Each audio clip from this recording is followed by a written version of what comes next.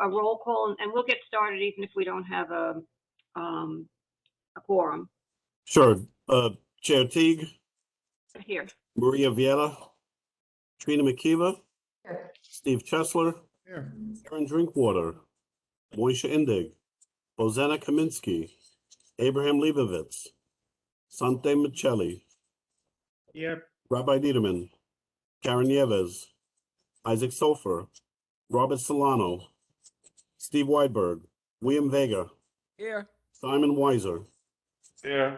Michael Andrews, Keith Berger, Corey Canton, Michael Kowachka, Katie Napolitarski, Allison Stone.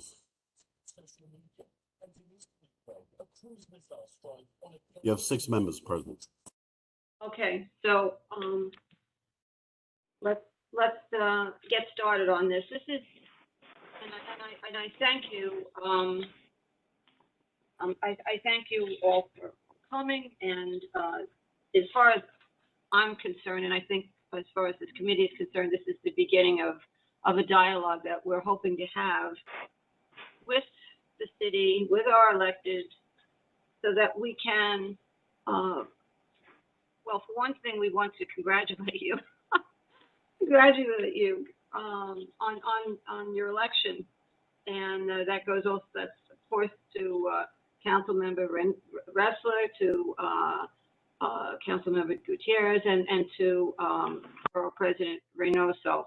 And we thought this was a perfect time to get started, to have a dialogue about the policies that this community board has hoped to put into place, and to get a sense of what your, and by your I mean plural, your feelings are about it, so that we can start a dialogue and hopefully come up with a plan that is that is a comprehensive and a cohesive plan.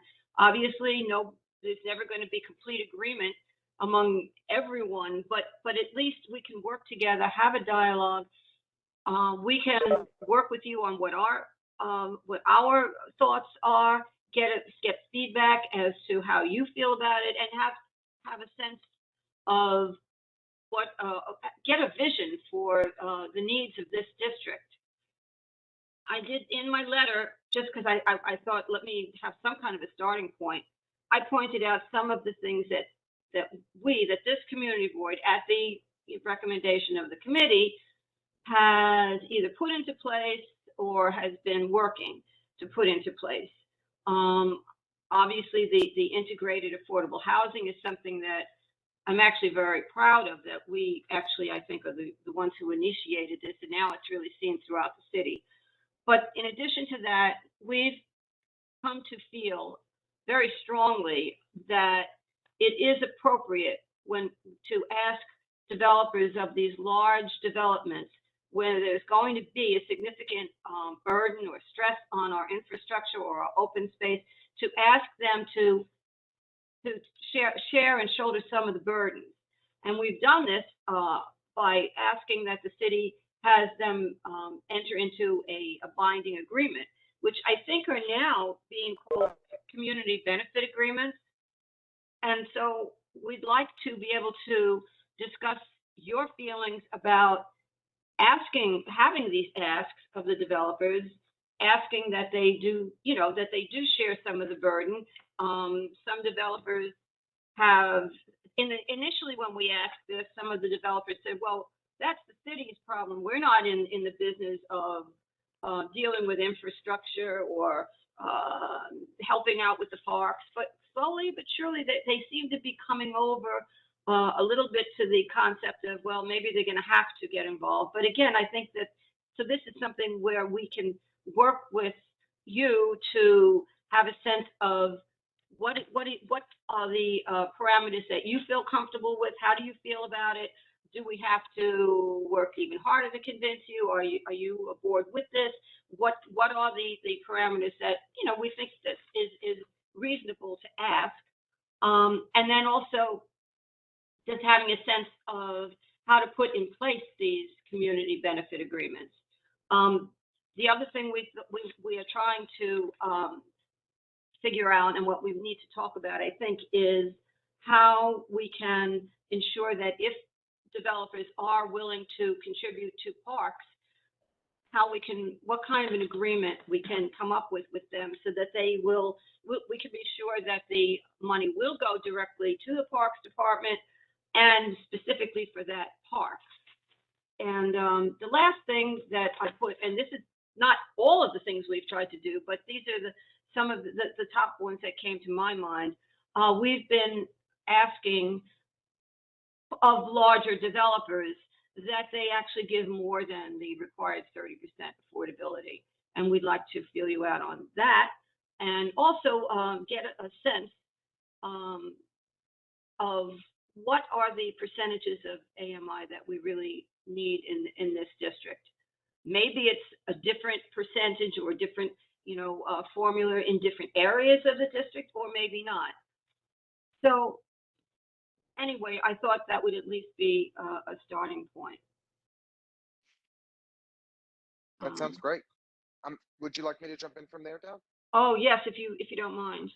Great. So I'll try to just speak briefly because interested in hearing what others have to say, but I'll just take a couple minutes. So firstly, I just want to thank you, Chair Member T, for having me and for inviting this conversation, which I think is so urgent and important. We have seen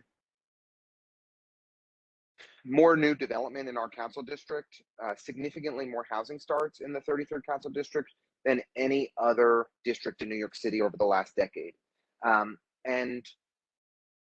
I think that a lot of that is concentrated within Community Board 1, also a fair bit in downtown Brooklyn. And I think that, to perhaps overly generalize, I think that there's a lot of deeply felt frustration over the Williamsburg Greenpoint rezoning, and many of the promises that were made during that rezoning remain broken. And around new park space, around new school space, infrastructure investments that were absolutely necessary for a rapidly growing community that we still have not yet made happen.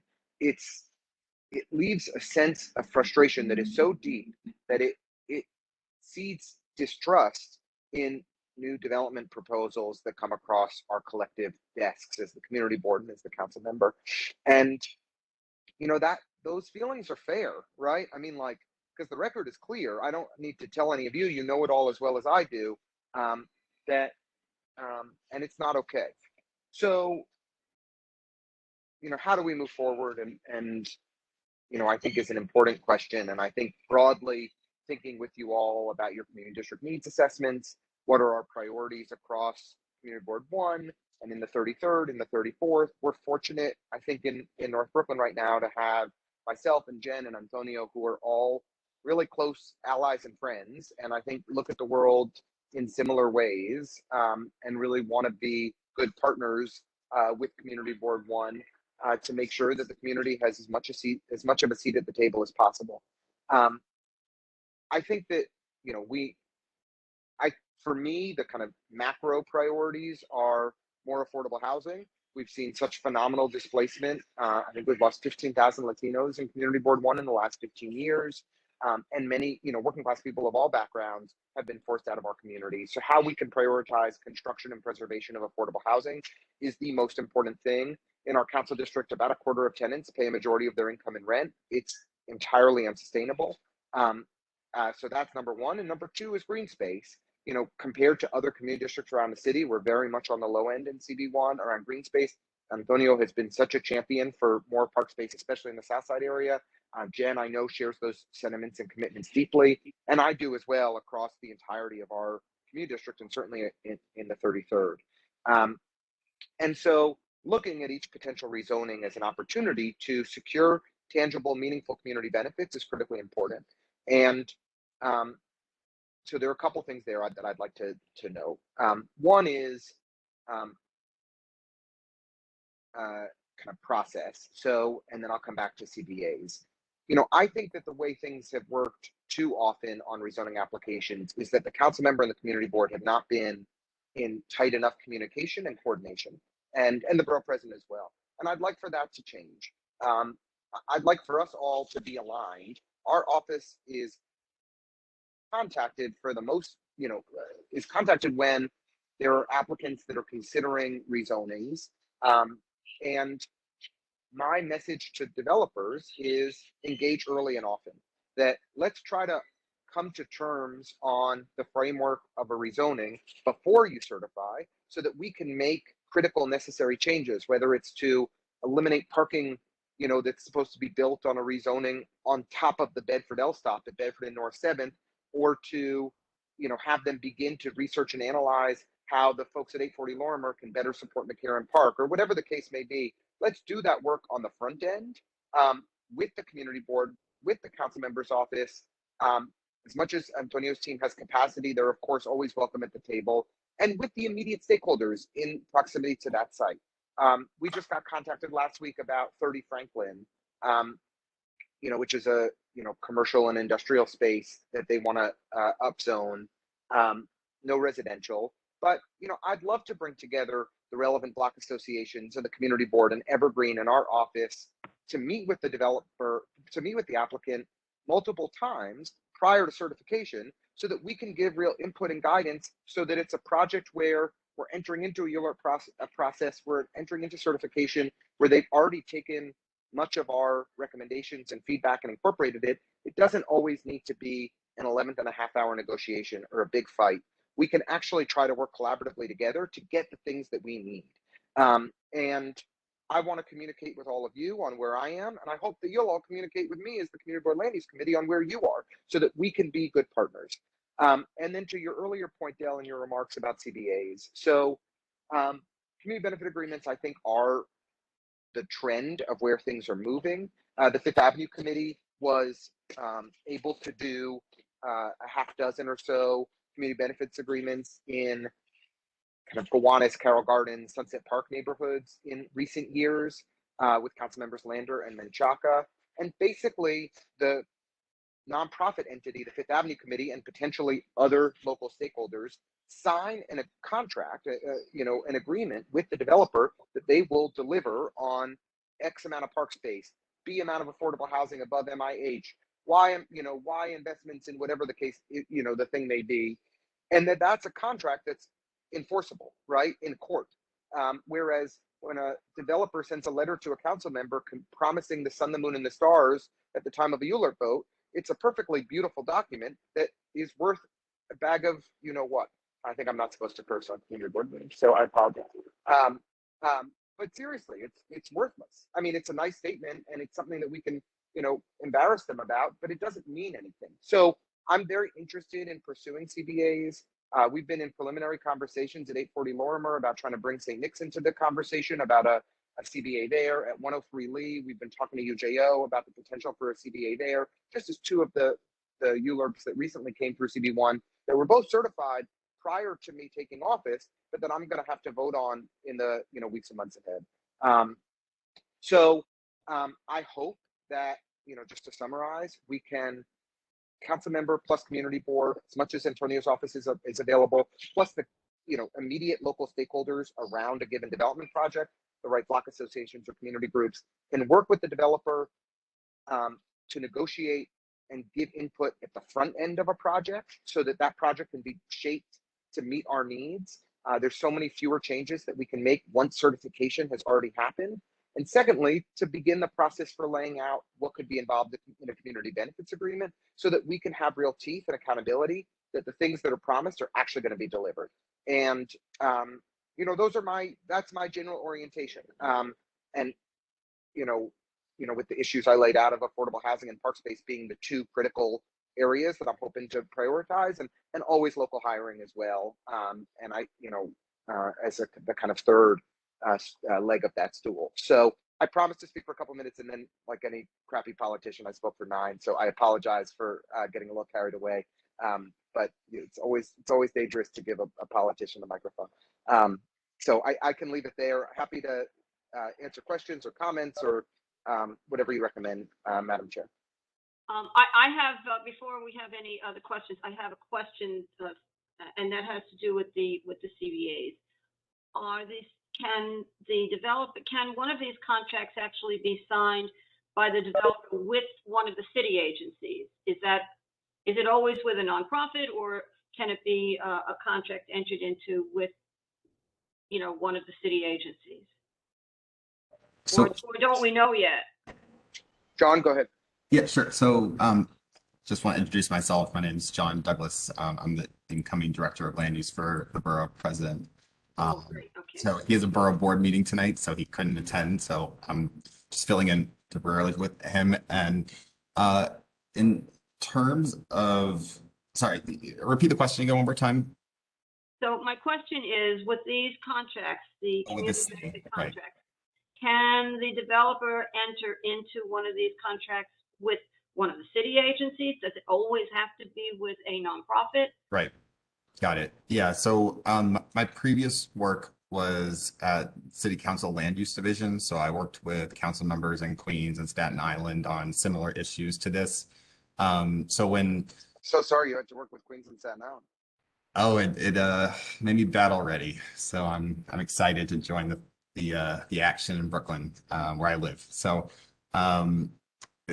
the city agency, so city council, so typically no, just to be clear, that city agencies do not enforce these types of agreements. We tried to work with the law department and general counsel at city council, at least previously, they were unwilling to do so. So, I think that what Councilmember Wessler said is spot on. Totally agree with everything he said. So, Wow, I'll take it. Okay, so normally they'll be done with one or more nonprofits. But it could include, that's right, but it could include $700,000 in improvements to McCarran Park that they commit to in this agreement between St. Nick's Alliance and the developer. It could be included in there that they're on the hook for that. It's just not an agreement directly with the Parks Department. So it could be captured in the agreement if that's helpful. Can I jump in here on that? Yes. I'm aware of at least one agreement, like between the developer of the building next to Transmitter Park, that they had a restrictive declaration, and the Parks Department is the enforcer of the deck because they are required to make a contribution towards Transmitter Park and some other things. So I don't know if that was more an old way of doing things or an exception. What I've been told, Steve, is that some of the limitations, and John probably has much better insight, so I'll kick it to him, but that restrictive decks are helpful, but when properties have sold, we found that developers have not always stuck to the terms of restrictive decks, and litigation has been challenging to hold them accountable, and that we believe generally that CBAs are a better way for enforceability. John, I don't know if you have any color context you'd want to add there. yeah, that sounds right to me. And it's just that in terms of what you're discussing about like another restrictive declaration, there are applications that Department of City Planning certifies that do have restrictive declarations, but they are there's a very strong connection between either environmental impact that's been identified in the environmental review. So they're saying that unless you put an extra traffic light, you can't get your C of O, and like that's in the restrictive declaration. But that's a very strong nexus between the environmental impact. And also, if there's like a large scale, if it's a big project where they have to do a large scale special permit, they'll also have a restrictive declaration. But that won't include things like what you're discussing in terms of sort of like a community benefits package. So there are restrictions that involve city agencies, like unless DOT says you put this light up, you can't move forward. But those are not necessarily, I wouldn't say they would make the community sort of happy with those restrictions. So I would think of one other thing that just occurred to me, and that is we've been concerned about the ability for a developer to promise that they're going to put in a community, what do you call it, a community organization, Community facility. That's it. Thank you. Community facility. And what we found is they often do not do that, and there is no enforcement. And we've been thinking that maybe well, for one thing, we've been thinking of asking the city to actually consider actually taking that out as one of the options that you know, you can offer a developer.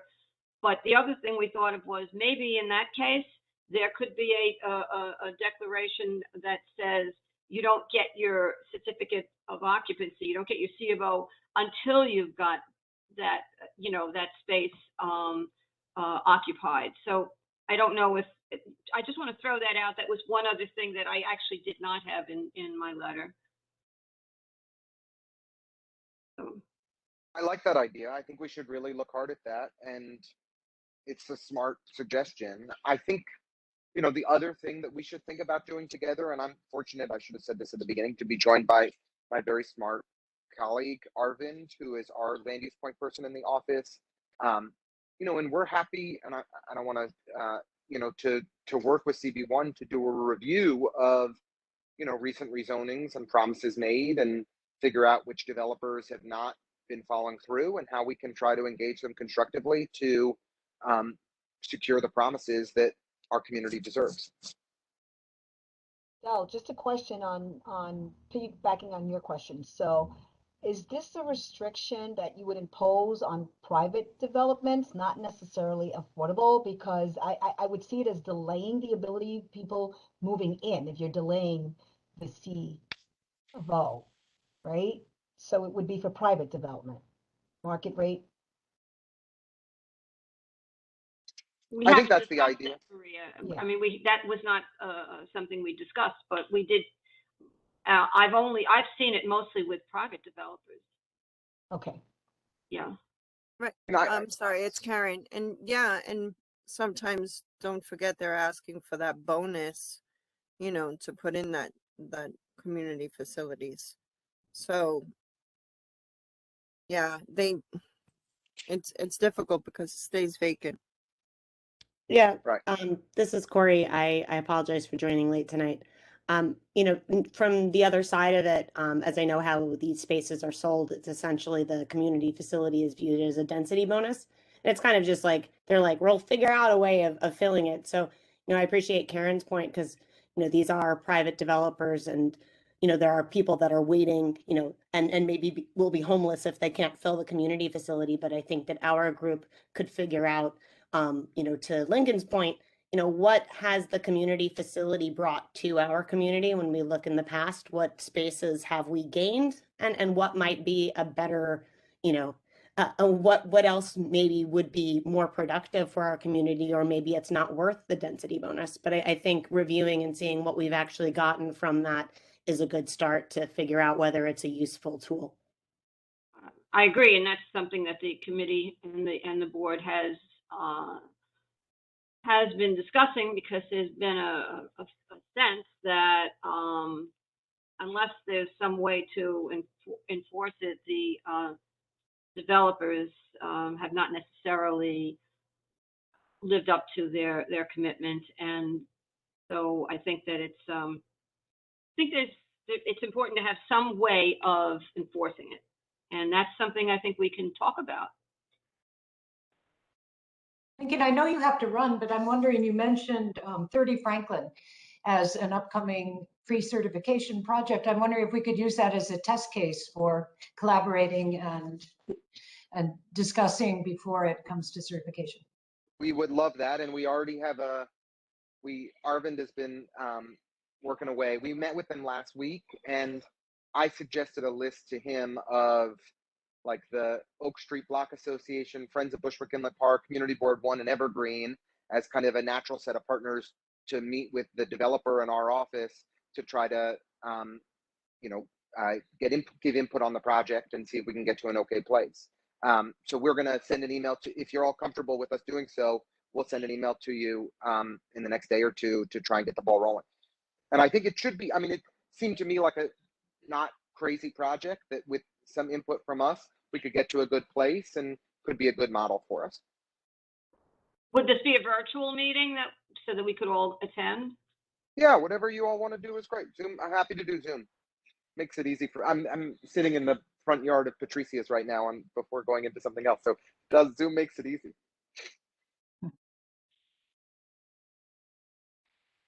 Katie? I think you're My muted, hood, Katie. Lincoln, you're in my hood. Yeah. I want to bring up two other things, the IBZ and commercial industrial. We haven't had any very recently, but we have had, and the developers are claiming that the property costs so much because so that therefore they must push the envelope all the way. And we know that the property costs very much because they're speculating and et cetera. So I maybe it's too much to take on tonight, but having a discussion and even put out some sort of a, loose agreement or idea of what will be acceptable within the IBZs when people, because Acme, for example, is I don't think Acme needs to be as huge as it's going to be, as tall as it's going to be, for example.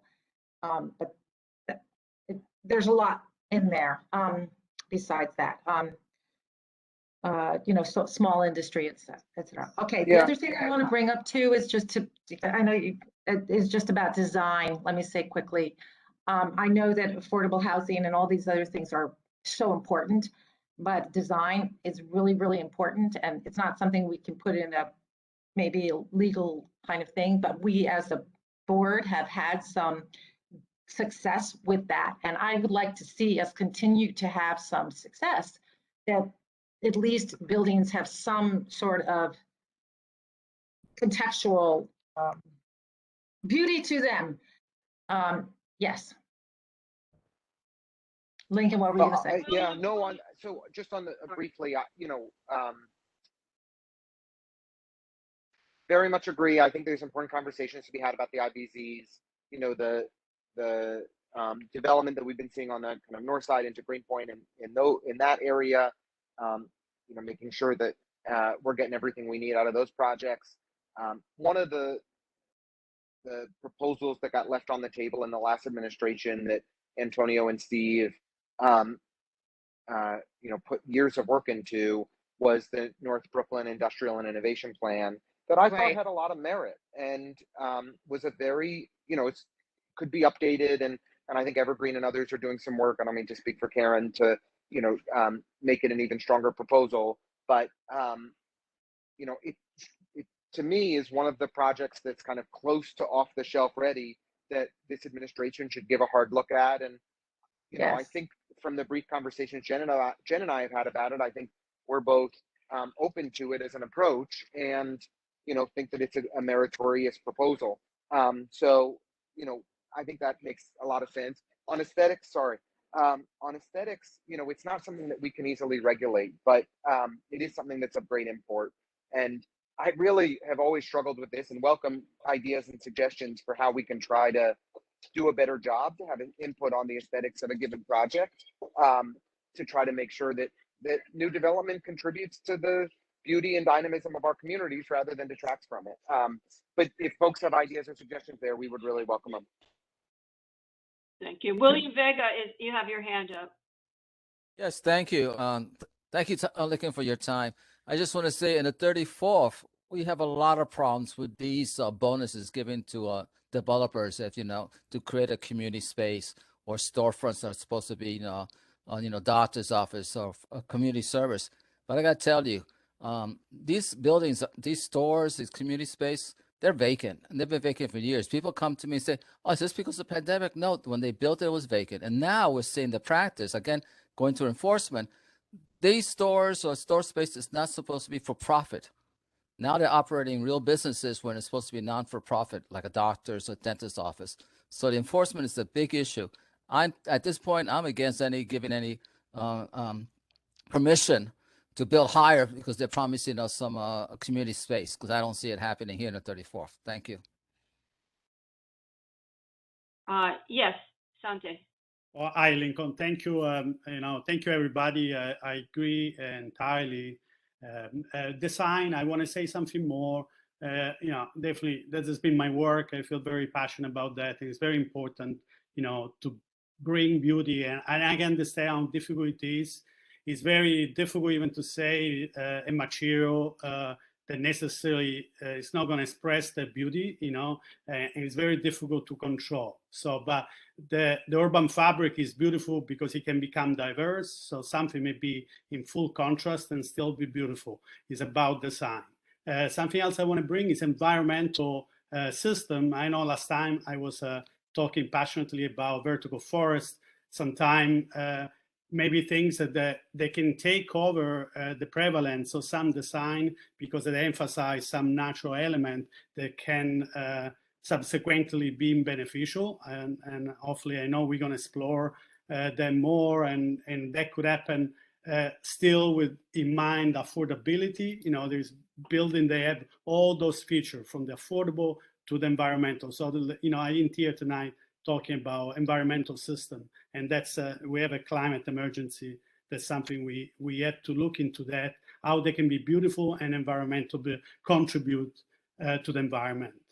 And then retail diversity. I know I spoke vaguely. It's kind of weird term, and I don't know if your office, Lincoln, can allow us to iron down that really with a proper objective of building like a retail economic diversity and contain also the price of the affordable commercial space. Unfortunately, they led to have maybe a mono industry that is more privileged in certain way. And if we could also, through this land use application, trying to diversify, so in the future we can look for a different social environment too. That's all. Yes, that's another policy that we've been trying to put forward. And maybe, sorry, Lincoln, maybe, sometimes a smaller space can become something different, than larger space. I don't know, sometimes it's been difficult and I didn't understand, but maybe on a council level, there is a way we could make more smaller space, and that could be a contribution to more deep individuals can become part of different business activity. And we need that. You spoke about the arts too. That's something else. I believe last time when we had a joint meeting, we forgot about the arts and how important they were historically in our neighborhood, and how much artists, many of my friends, they contribute in the past. Can we bring that back somehow? Is that something valuable for us? And did you want Here, to here. respond? Okay. Agreed. And then Also Karen. important point. Lincoln, so much for being with us tonight. I really appreciate it. That you're, Thank you, Karen. taking the time to listen to us. I just, a couple of things, as far as the, industrial business zones, our committee has, definitely been struggling because of, the turnover, the conversion so quickly that's happening within the IBZs. So I do want, to thank you for bringing up the North Nation study that was there. There was a lot of good stuff within that study. And, even if we can't, go back and where we did have differences, to revisit it or maybe pull some stuff out. And, I really feel, strongly, as everybody on this, board knows, preservation of manufacturing is so important. We are losing, a lot of manufacturing jobs. However, the current tool, the 25, Kent model, that we have in our toolbox to preserve some so that it's not completely, converted to commercial as of right. You mentioned, as far as like even the community facilities bonus, it's the same thing, that, manufacturing space still needs, a nonprofit to oversight for enforcement. I'm just wondering, even like as far as with the community facilities bonus, we mentioned holding, you mentioned maybe holding the C of O.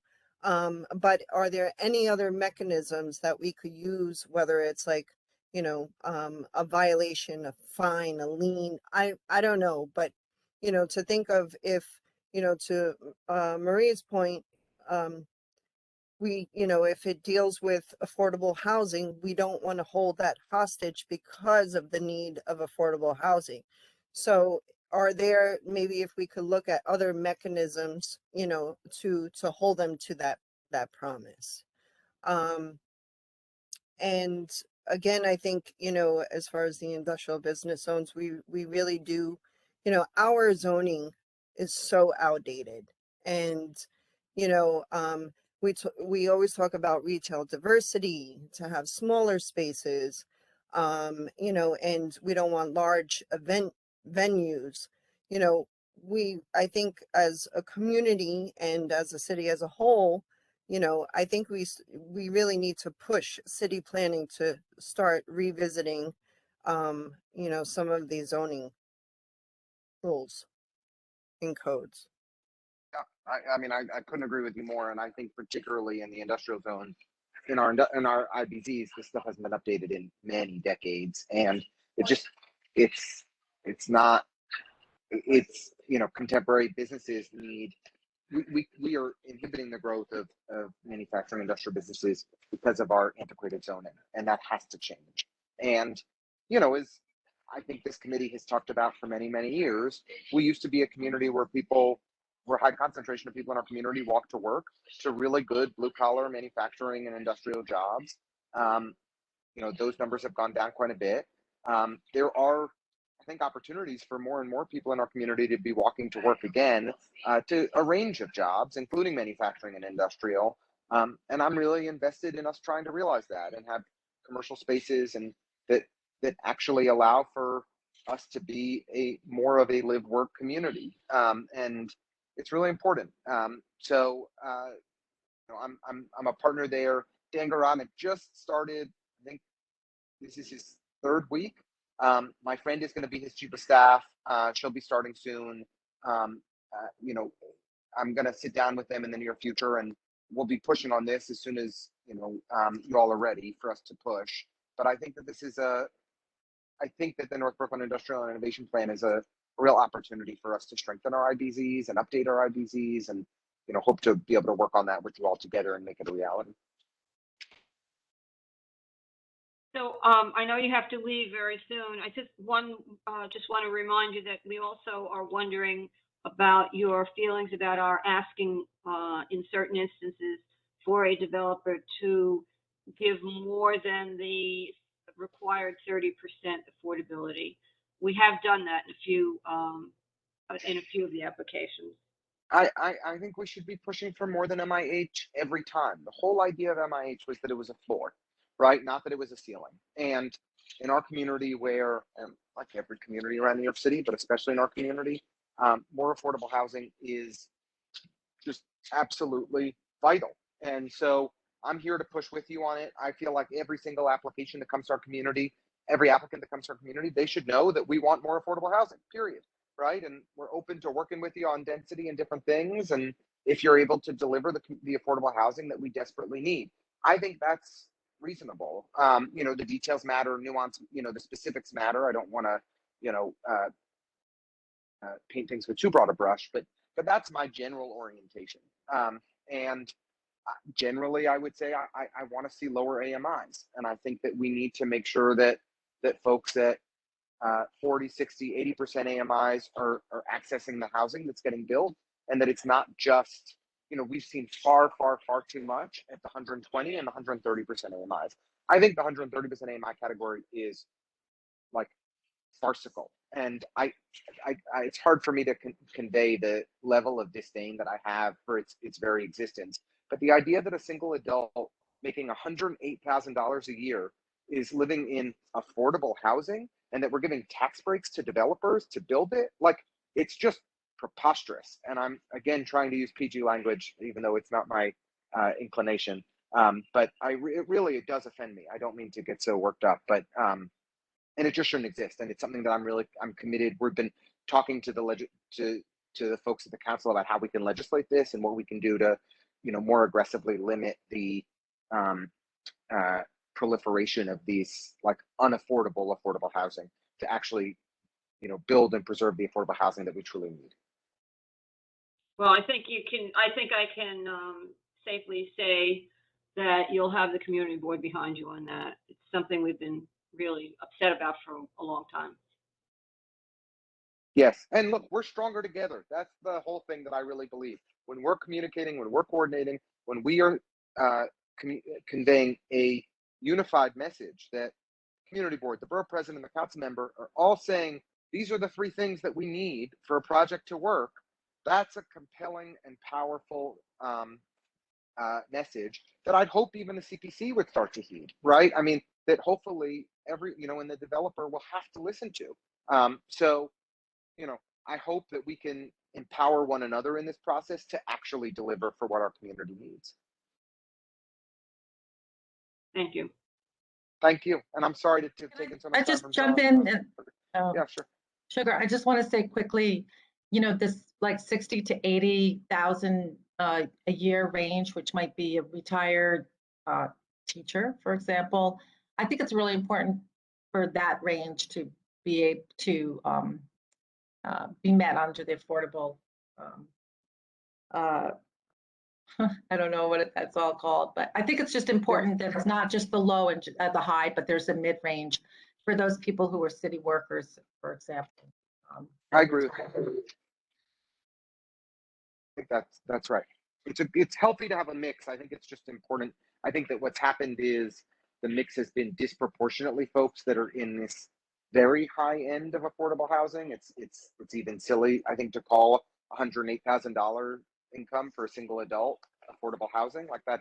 I think is but a mixture of middle income housing or working class housing and deeply low income housing. Because look, I know that you all know this stuff, but the single adult homeless population in New York City has grown by 1,000 people a year for the last decade. And fundamentally, we do not have housing solutions for very low income single adults. And that is got to be a priority citywide. It's not just in our district, right? It's everywhere that we need to start generating more housing and preserving more housing that actually solves that problem. And there are lots of things we can do, supportive housing and different things that can help. But I think it's important to recognize that population, we do not have housing supply to meet their needs, and that's got to change. Well, really appreciate the chance to join you all. I'm sorry to not be able to stick around for longer, but really look forward to being a good, strong partner to you through many bumpy ULURPs, and hopefully we will be able to navigate them together to a decent place. Okay, thank you. I think we will all see this as just the beginning of our conversation. Great. Thank Have a you. wonderful evening. Sorry to jump off early. Thank you. All right, so I did promise the people who came to present on Williamsburg houses that after Councilmember Bressa left, we would let them present. So let's get started. So who's presenting on the Williamsburg houses? And that's really, I'm going to give the floor over to Trina. This is Okay, one question though, is the thought that we'll return to the discussion we just had with Lincoln after Williamsburg houses? We can, yes, I would like to if everyone is willing to stay, yes. Okay. I'd like to just add in here, we also have Antonio's rep here, Don Douglas, who I think is the new Barrick. Is he the new Tom Barrick? Is that correct? Yeah, and Katie, I just wanted to mention that Commissioner Burney also shares your concern around, from the City Planning Commission, shares your concern around aesthetics and demonstration, all those things. So I know that he has been trying to push the applicants in city planning to work on those issues as well. So I just want to let you know that other people are thinking of that too. That's great, and that's great. And I think it seems like we've had some success with that when applicants come first to the land use committee and we make comments. They often come back with a reworked version because they want to get the whole thing passed. Yeah, that's great to know, John. Thanks. Yeah. And we just want to be partners with you and the council member as well. Just like you said, lockstep. We want to make sure that we understand your priorities and we'll want to stay in touch. Great. John, are you taking over Richard Barrick's position? That's right. That's right. He's my Luke Skywalker to my what's her name from the new Star Wars? Oh, that was bad. Those are big shoes. Yeah, they're huge shoes. So You're a he's Padawan. yeah, Padawan. I'm a Padawan. That's right. So he left a bunch of like helpful information, but anything you all have previous planning work, we'd love to hear it, share it with us. And we're gonna work on our own sort of lens on how we look at these issues. We're still formulating that, but we clearly want the community boards to be central to that work. And the fact that you guys are taking an initiative, I think is really important. And understanding your priorities, like having opinions about things is super important. So, we'll reach out to you about that effort, but want to support your efforts, ongoing efforts as well. Great. And is Richard still working with the borough president, or is he? He is currently. Oh.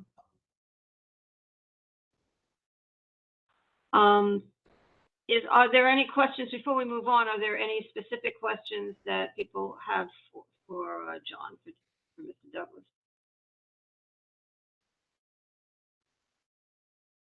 I don't know if you can, if you have the time to stay beyond this. We are going to, after the presentation, we will get back to a discussion among ourselves about, more about our ideas and what policies we want. But I don't want to, it's a tricky thing. I don't want to ask you now to also sit through this presentation since I don't know how long it's going to take. Okay, maybe we'll just follow up after this. Okay. I And appreciate the time. and I intend to ask you all back again, and we intend to continue this. This is really a dialogue that we've been trying to have. We've had enough time among ourselves to come up with ideas and also questions. So I think that this is the way to go. We've got a new administration here, and I think we'll we will push to continue to have this discussion. So and thank you so part much. of it. So thank you so much. Thank you. Thank you. Take care. You too. All right, let's move on to Williamsburg houses, and Trina, go for it. Okay, who is presenting? So I think Brian's going to be presenting, but I'm just going to do a quick intro. So hi all, I'm Kenneth Pei. I'm a project manager with RDC Development. As you might remember, we had brought our 1,621 unit landmark NYCHA project, Williamsburg houses, to your prior land use meetings regarding our windows and site plan applications. Since then, our application, since then, our project closed on its construction loan, and now construction is in the first phases of construction, and they're currently underway.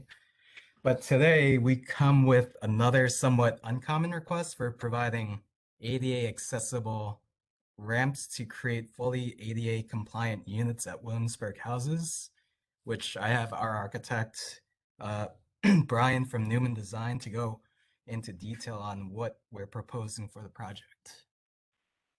Thank you, Kenny. I'm going to just share my screen really quickly here.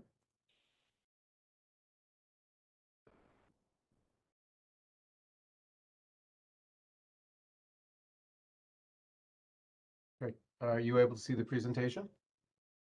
Great. Good evening, everyone. As Kenny just mentioned, most of you are probably familiar with our project, but I'll just give a very quick, brief overview. Williamsburg houses, built in 1936, historic landmarked complex. It is essentially 4 super blocks over 23 acres. There are 20 buildings, 4 stories each, totaling 1,621 units. The architectural style was European modernism or an international style. Lead architect was William Lescaz from Europe at the time. The project did undergo substantial renovations back in the 80s. sort of somewhat of a repair, not quite a historic renovation. Previously, we did present and had approved from this board, an LPC, NPS, SHPO as well. 2 applications. One was the custom windows. If you recall, we had the windows replicated or remanufactured to try to replicate the original steel frame windows that you see on the left-hand side, obviously incorporating today's modern standards, as well as amenities like air conditioning sleeves for the tenants. And the second one was the comprehensive master plan, site plan, landscape plan, indicating also tenant amenities. So as Kenny said, why are we back? Today is an unusual request.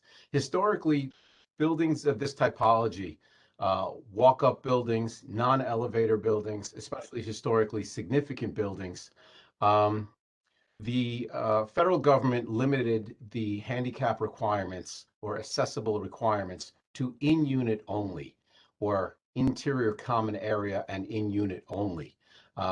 They understood the walk-ups are somewhat difficult and historically significant, and essentially used the term technically infeasible was the legal term in order to grant full access into the units. Once inside the unit, everything inside those units, like kitchens, bathrooms, doorways, would have to be fully compliant.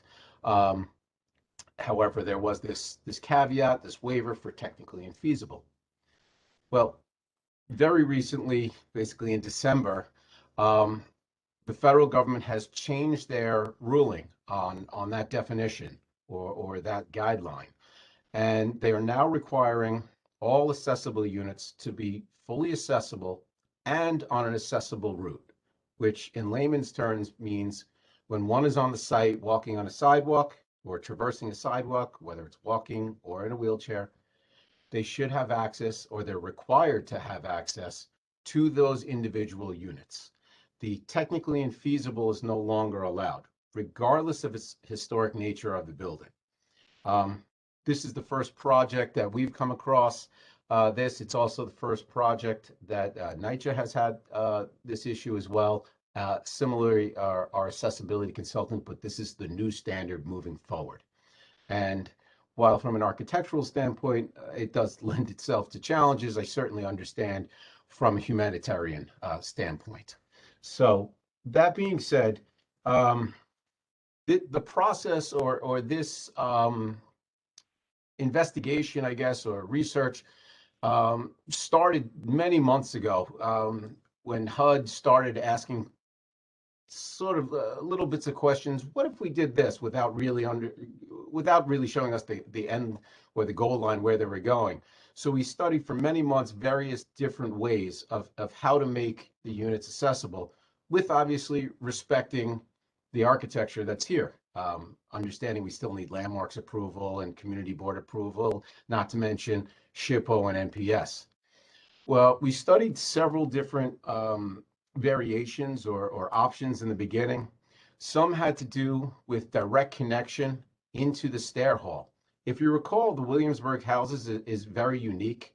There's individual stair halls throughout each building. Some have upwards of 5, 6 stair halls to the individual building. And once an occupant comes up that stair hall, there's 2 to maybe 4 units per each individual stair. We don't have the typical sort of double loaded corridor or long hallway that your traditional or modern apartment building has today. So it lends itself to a few challenges. Number one, if you were to try to do that at the stair halls, you're only gaining access to a very small number of apartments every time you provided one of those. We first try to take a look at a simple ramp. Unfortunately, it's not so simple because not only do some, not all, but some of the entrances have steps from grade to an interior foyer. Many have, at 2 to 3, some have a few more. But once you come into the foyer, there's an additional 3, 4 5, 6 even risers, about 42 inches high inside the building itself until you get to that first floor. So a ramp just simply on the outside to that front door doesn't get you to the first floor apartments. You'd have to go all the way up an additional 42 inches to get to the first floor. The problem with that is, and you can sort of see here, this is a superimposed of the plan, a cross section, and the elevation. This cross section in the middle, you can see there's an intermediate landing of the stair. So it kind of switches back the way it's designed. So if you come in today, you walk in here, you have enough headroom. However, if I put that new ramp in, I only have 3'8" to get in. Obviously, it doesn't work.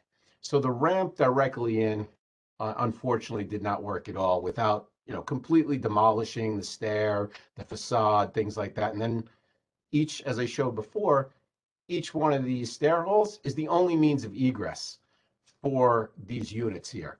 Nothing connects across. So if we were to demolish this, we'd have to create a new stair hole someplace. Just that really wasn't a viable solution. Another option we went back and forth with was the possibility of installing elevators. Cost was actually put aside for a while we were trying to just simply figure out how we can make this work. So obviously it's very costly, but put that aside, how would this affect the buildings? So similarly, we had the platform issue at the ground floor.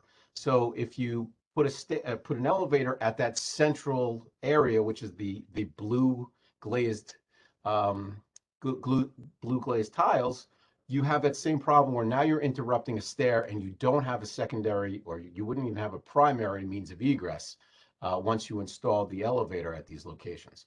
Furthermore, you start to see how many elevators might have to be put in to maximize accessibility. We then took a modification to that, maintain the stair, and put an addition onto the building with an exterior elevator. In doing so, you end up with a, quite honestly, pretty hideous, I shouldn't say hideous, it could be designed in such a way that it's attractive, but it would certainly destroy the historical significance of the building with these sort of 15 by 15 foot plus or minus appendages being attached to the building. And then what would also happen, there would have to be a reduction of services or a reduction of units and reduction of bedrooms to actually get to that common area. Otherwise, you would simply have an elevator that went into one unit on one floor.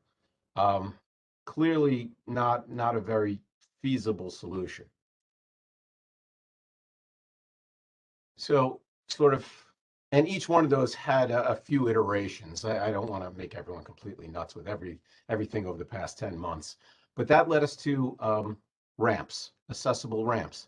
This was sort of our first version here, where we started to, the light blue indicates accessible ramps. The pink indicates the units that would be accessible.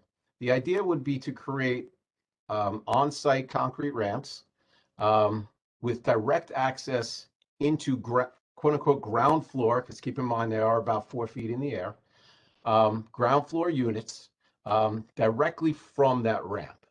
What we tried to do first was minimize the total ramps and maximize the number of units that we could gain from each ramp. The problem with this that you could start to see in a lot of these versions where the blue is, they created very large raised platforms around the building. So not only did we have the ramp, but then we had this additional, I'm going to try to just zoom in a little bit to illustrate this a little better. This is fairly good. So you had the ramp, but then you had this additional walkway that serpentined around the building. So you have the ramp and then an additional 5.5 feet around the building. There was significant amount of pushback because they felt, they being LPC, HUD, SHPO, felt they were very dense, they were imposing. So we continued to further refine. One thing I did sort of leave out during the very beginning stages of the exploration of the ramps, we understood the significance of the street approach. the passerby and the historical significance of the streetscape of the buildings. So we try to internalize the ramps as much as possible to minimize the visual impact when one is walking past the site from the exterior. Again, this carries through multiple blocks, and you can start to see the variations that we did there.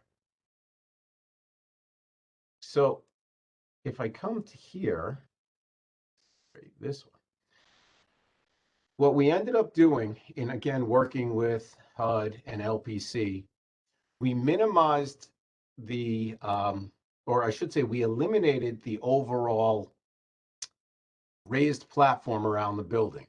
We slightly increased the number of overall ramps, which I'll talk to in a minute. And we were able to basically tuck in ramps in architecturally less imposing ways, wrapping them around corners and gaining access to 1 or 2 units and eliminating that additional 5.5-foot raised platform. As I mentioned before, there are 4 blocks totaling 23 acres. Through this scheme that we feel is probably, and I'll get into the details in a moment, but at a high level, 4 blocks, 23 acres, we're introducing 26 ramps. So it's basically 1 ramp per acre if we kind of think about that in an overall scale, which allows us to gain access to 49 units. HUD accepts that, the federal government accepts that, NPS, SHPO, and Landmarks all agreed that this was the least invasive, most acceptable design that we could come up with and still adhere to their new guidelines. So this is block 1. You can see there's 8 total ramps on this particular site. They're sort of tucked in these corners, if you will, on the inside of the site. Occasionally, you'll see one out here on the street. And that was, and I have a picture and we'll show in a minute. That was to eliminate some of the larger ramps, as I mentioned before, and we can get a yield of 2. And LPC thought in this particular location, this would be acceptable and not overly burdensome. Lot 2 doesn't have any because of its configuration. It's a small lot. It only has the 2 buildings. It's very tight. Lot 3 has 8, so it's very similar design. As you can see, mostly internalized. Actually, this one on the top right is on the street side, but it's significantly set back from the street line. Block 4, again, mostly internalized, except for these 2 on the corner there. I have some larger scale plans here and photos. So on the left-hand side, you can see the access to this unit. It's a switchback ramp. It gets tucked right in this corner over here, okay, that you can see on the photo and you can see on the plan over here. I would also like to point out in this scheme, it's very important to note, we have not eliminated any units. So the unit count is still 1,621. We have not eliminated any bedrooms either.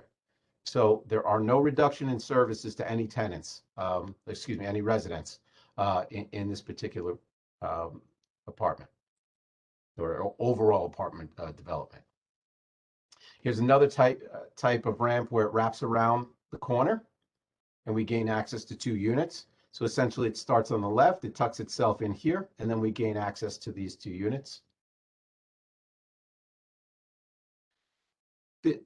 There are a few buildings that have a unique condition. We call it a breezeway or a pass-through, where you can see in the photo, it's actually open in here. So we're taking advantage of that. And where we put a ramp just tucked inside here against the foundation wall. It's a switchback, and it opens up or allows the resident to gain access right to that breezeway, which would be the top of the existing platform. And then we gain access directly into the apartment. So that's the image in the photo that you see on the right and the image or plan that you see on the left. And similarly on the bottom left, this is another one of the tucked in street facades that I mentioned before. It's sort of tucked in here. It's on an angle. You gain access directly from the city sidewalk. and up the ramp and into those apartments. There's a few similar conditions throughout. I'm not going to go through every single one unless, later on, if there's any questions, I certainly can go back. I don't want to make everyone too crazy. So that's the overall concept. Now let's get into the details of it. The ramps themselves, handicap compliant, absolute minimum clearances we need. It's essentially a 5 foot wide, has the railings on both sides, does require a flat anytime you go beyond 30 feet in run. So every one of these will, because that's the nature of how high they're raised. They're approximately 42 inches, plus or minus, depending on the exact building. You can see it from the side here. What I would like to go over is the detail of the railing. We also took special attention, similar how we were doing with the windows, with the railings. Now, obviously, there are very specific requirements for handicap railings, for New York City building code, things of that nature. But we used inspiration from the original 1938 rail, which still exists on those Breezeway units. So this is an exterior stair that you're looking at, and this does exist today. You can see the top and I'll call it the top and bottom loop, as well as this bottom rail and this radius on the end are essentially parallel, and they're actually a rectangular shape. So as you can see, what we did here is this top rail, this intermediate rail, we kept parallel to mimic that. And then we introduced this additional bottom rail here. You can see in section, this is a blow up detail of it. The top, this is the loop, that would be the bottom. Those would all be that rectangular shape that currently exists today.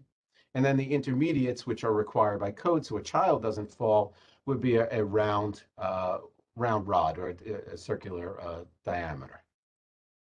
And so that's how we got that. Now, of course, beyond, you do have the handicap parallel extension to the ground, but that is in a different plane, which you can see, that's the interior rail. Well, so the exterior rail really will grab your eye and be the main design factor that we're trying to achieve here. The next detail is the door. How do we get into it? And what I have here is the previously approved window that we've gone through in detail with the board, as well as LPC and SHPO and so forth. We are keeping the exterior masonry openings exactly the same. We are not modifying those openings. What we are doing is modifying a unit to get a door in. Again, this is only at the 49 units that are exterior. Actually, it's a little bit less than 49 because some of them are on the Breezeway. But at the 26 ramps, I should say, where these doors exist, essentially taking the same design, it's going to be manufactured, designed, engineered, fabricated, all by the same window manufacturer that is doing the main windows. It's all one unit from the same people. So the profiles and everything will be the exact same that we've gone through before. So the divided lights, the color, all that is going to be the same, the overall frame. But obviously we need to make a 36-inch wide door in that opening. The masonry opening staying the same. So therefore, when looking from a distance, from above, everything still aligns. Obviously, this is a depiction of just the facade without the railing in front, but I wanted just to give you a very clear understanding that everything still aligns vertically and the sight lines still align with all the divided lights. So what we also did, we created a rendering to help maybe better depict what I'm trying to achieve here, what I'm trying to portray. You can see the rectangular railings, mimicking those existing railings as I was talking about before. The switchback rail gaining entry to the 2 units. You can see that the masonry opening remains the same and that the windows basically are replicating what's currently being installed now, with the exception that it has been extended obviously down that sort of plus or minus 30-inch sill to obviously create a zero threshold for handicap accessibility. This is just a very rough depiction of what the landscaping is, but all the landscaping that was previously approved is still in the project, is still in the scope. Essentially, the landscaping, instead of being tight to the foundation wall where it was sort of covering some of this existing concrete, will be pulled out, let's call it approximately 10 feet or so, right? If it's a switchback, each length is approximately 5 feet wide. So this concrete wall is going to be treated exactly the same finish as the existing exposed concrete wall of the foundation wall. So it'll be the same material, and then that foundation planting will be planted again in front of it, just how we previously presented to the board. So this is one of the switchback ramps, direct entry into the units that we're displaying here. And this is one of those breezeway units that I had mentioned before, where this is an existing opening. Here's the existing rail. And so this is the handicap ramp coming from one of the existing sidewalks. And then you work your way up and into this existing entryway that basically remains the same, with just this addition of this 5-foot wide handicap ramp. So a couple key things I think to take away from this, that we have vetted this and gone through SHPO, NPS, federal, HUD 504, landmarks at the staff level has now, and their supervisors have approved this. So we're essentially here presenting to the community board to respectfully request the committee's letter, issue a letter of recommendation. And then our next step, we would go to Landmarks Commissioner for the public hearing. I'd also just like to reiterate, there are 26 ramps over 23 acres, which are gaining full access now to 49 units, federally mandated. And that concludes the presentation. I'm here for as many questions as we need.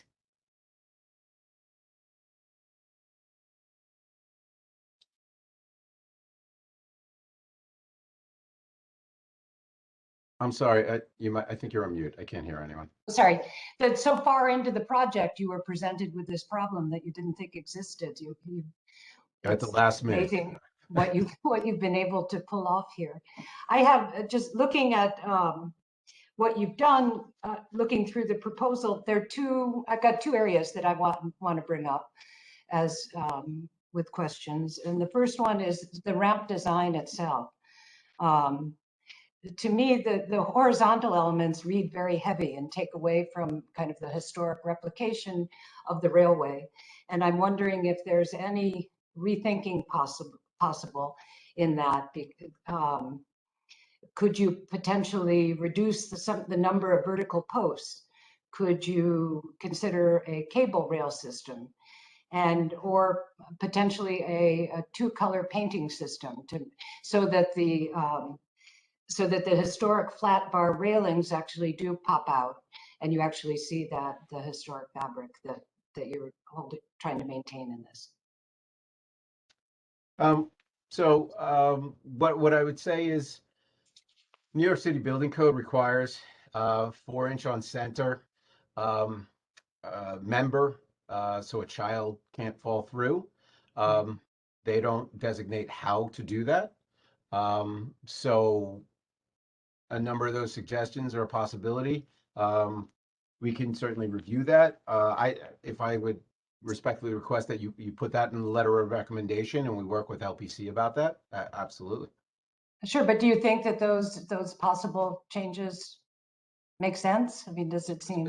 So I can't make it any wider. Cable railings are a possibility. Painting it possibly a different color is a possibility. Even changing the whole thing vertical. We looked at it one time. I just didn't like the way it looked. Yeah, but could you get rid of some of the vertical posts when you look, for example, on page 37? Can you get to there? Is this the image you're looking for? Does it change? No, it's the page where you see the historic next to the rendering of what you've got. It was a slide that you had stopped on at one point. But basically it shows the original railing, the rail. Oh, okay. I'm sorry. You're talking that? Well, On the no, right it side of wasn't it? a rendering. It had a drawing of the original railing and then the proposed railing. And so you see. There you go. Yeah, that's it. And so I'm just wondering, the vertical posts, do you need as many of those as are presented in the renderings? We could work with the we could probably work with the manufacturer to see if we can get a few less vertical posts. It just is a way to make the historic railing that you see on the left pop out, I think, just it's a design detail. And Sure. then the other part of the project that I wanted to bring up are the breezeways, because the breezeways really seem like they're primary design elements in these buildings. And I guess you thought long and hard about where you needed to put the stairwells, and in a way the breezeways probably have access to more apartments, although it seemed like they just put you into two, which is what you get with the other entrances. But is there any way to, just when you think of the breezeways and you think of kind of the historic significance of these buildings, is there any way to keep it looks like there are, I think, eight breezeways that have the ramps in them, or six. I counted them at one point. 1, 2, 3, 4. I think it might. Excuse me. I think it might be 8. Yeah, that's what I counted the first time. Is there any way to minimize that? Because when you look, I mean, the ramps that are on the sides of the buildings are one thing, but the breezeways really, I think, mess with the historic design in a way. If it's necessary, it's necessary, but it just, it's a shame to be. What I'd like to clarify about the breezeway, because sometimes the rendering isn't 100%, perfectly accurate, but if you could see this detailed plan and Right. this particular breezeway, this wide stair remains intact, and the ramp actually comes up in here. Is that true of all of them? Because it looked like some of them went up the middle of the stairwell. Same on this one. I don't recall if it's every single one, but same on this one. I would say 95%. I believe we've been able to achieve that. Quite honestly, I apologize. There were so many different variations on this. No, I know. I figured out how you had switched looking at the proposal. How much is when you put the ramp so it doesn't go up the middle of the staircase? How much historic fabric are you actually eliminating by putting the ramps in the breezeway? Oh, just this piece of wall. Basically, it's this piece of wall, and obviously the ramp will be in front of this, but that's foundation wall. So it's not blocking the opening of the breezeway. Correct. Thank you. That's what I was trying to convey. Okay, well, that makes a big difference, because I thought in some of them that it did go up the center. Yeah, if you can see, I'll blow this up. If you can see this wall, like this, Right. that's the existing wall right here. So we're not going beyond that. And essentially I just have to cut this piece of wall out, and then I can enter. This is still exterior. This is covered. It's not into the unit yet. So it's still all exterior. So it's just you move that, and then the ramp will come up at the ground level you see at the top of the stairs. Exactly. Okay, those were the things that stuck out to me. So I don't know if are there other committee members that want to speak up? Yes, I would, Trina. Thank you. Okay, Steve? Yeah, thanks for the very detailed presentation. Yeah, I'd just like to address one of the things you brought up, I guess, would be color. How did, with the railings, did the black look? Did you maybe try picking up the colors of some of the colored panels, like the blue? And then also, like in this slide, you're showing the the direct access door to the apartment? Did you try other designs like some of, I guess, the brown doors of the main entrances or other designs? So we did study a few different door designs, and there were some solid doors. There was a half door that matched the building entrance. The original building entrance, which is sort of a half light and a solid panel below. But ultimately, LPC felt, and I believe this is probably from a distance the least invasive to the overall architecture of the building. Just sort of looking at a distance that your eye just kind of hopefully carries, and it just kind of looks like windows. Not perfectly. I'm not being transparent here. Obviously, the mullion is going to be thicker around a door, obviously, but just from a distance point of view, that sort of divided light look. And just as far as color, my initial reaction was simply to try and match the stainless, silver, if you will, that those existing railings are on site right now. They're the only railings there that are existing there, the only exposed metal that is, not part of a building, essentially, right? You want to call it site work, if you will. That's the only ornamental metal that's out there, is those existing. Weren't there some black railings in the breezeways, or is that? No, they're not. That's actually the railing I'm referring to. Let me see if I can find a photo for you. Yeah, it's in shadow. Let me just see if there's a better photo. I know we have a few photos of breezeways. I don't know if this one's any better.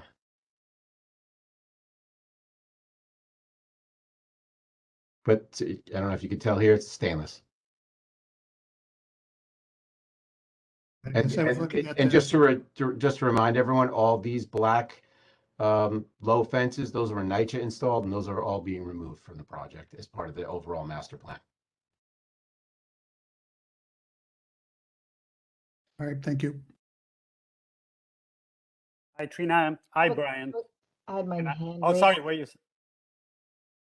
Were you talking, Trina? It was me. I said I had my hand raised. Oh, sorry. I didn't see that. I might raised too. Sorry. I just have a question about tenant input.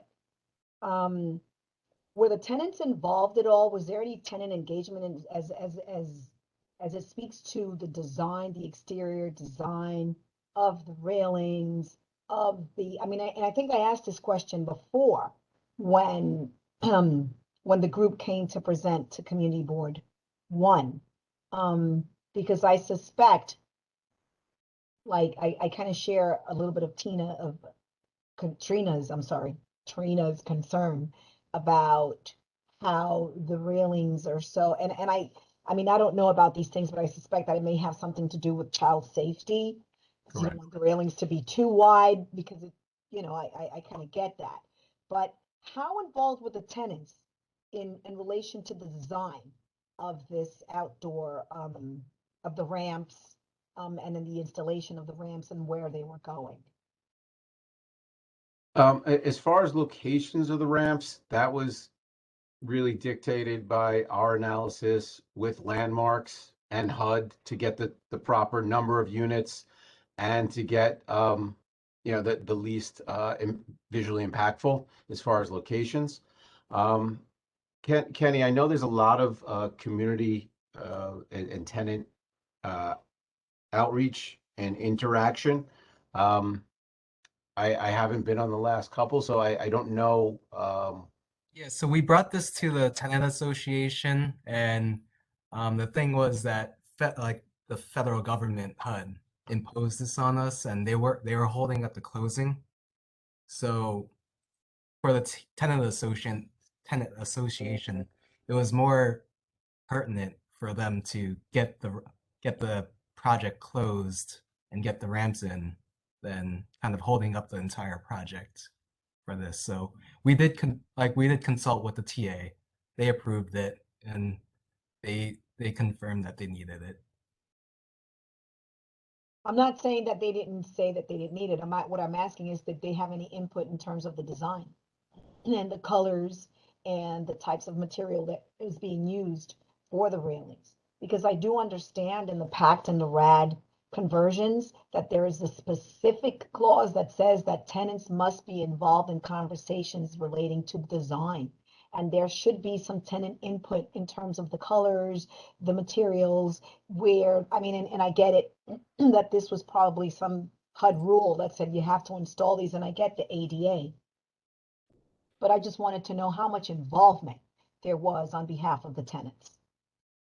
Well, I know as far as the doors are the same colors as the windows, and those were presented. So I would think that makes sense that it's the same and it matches, right? So it's one cohesive. I don't know if the tenants opined on the color of the railings, but we can certainly talk to them about that and get their input.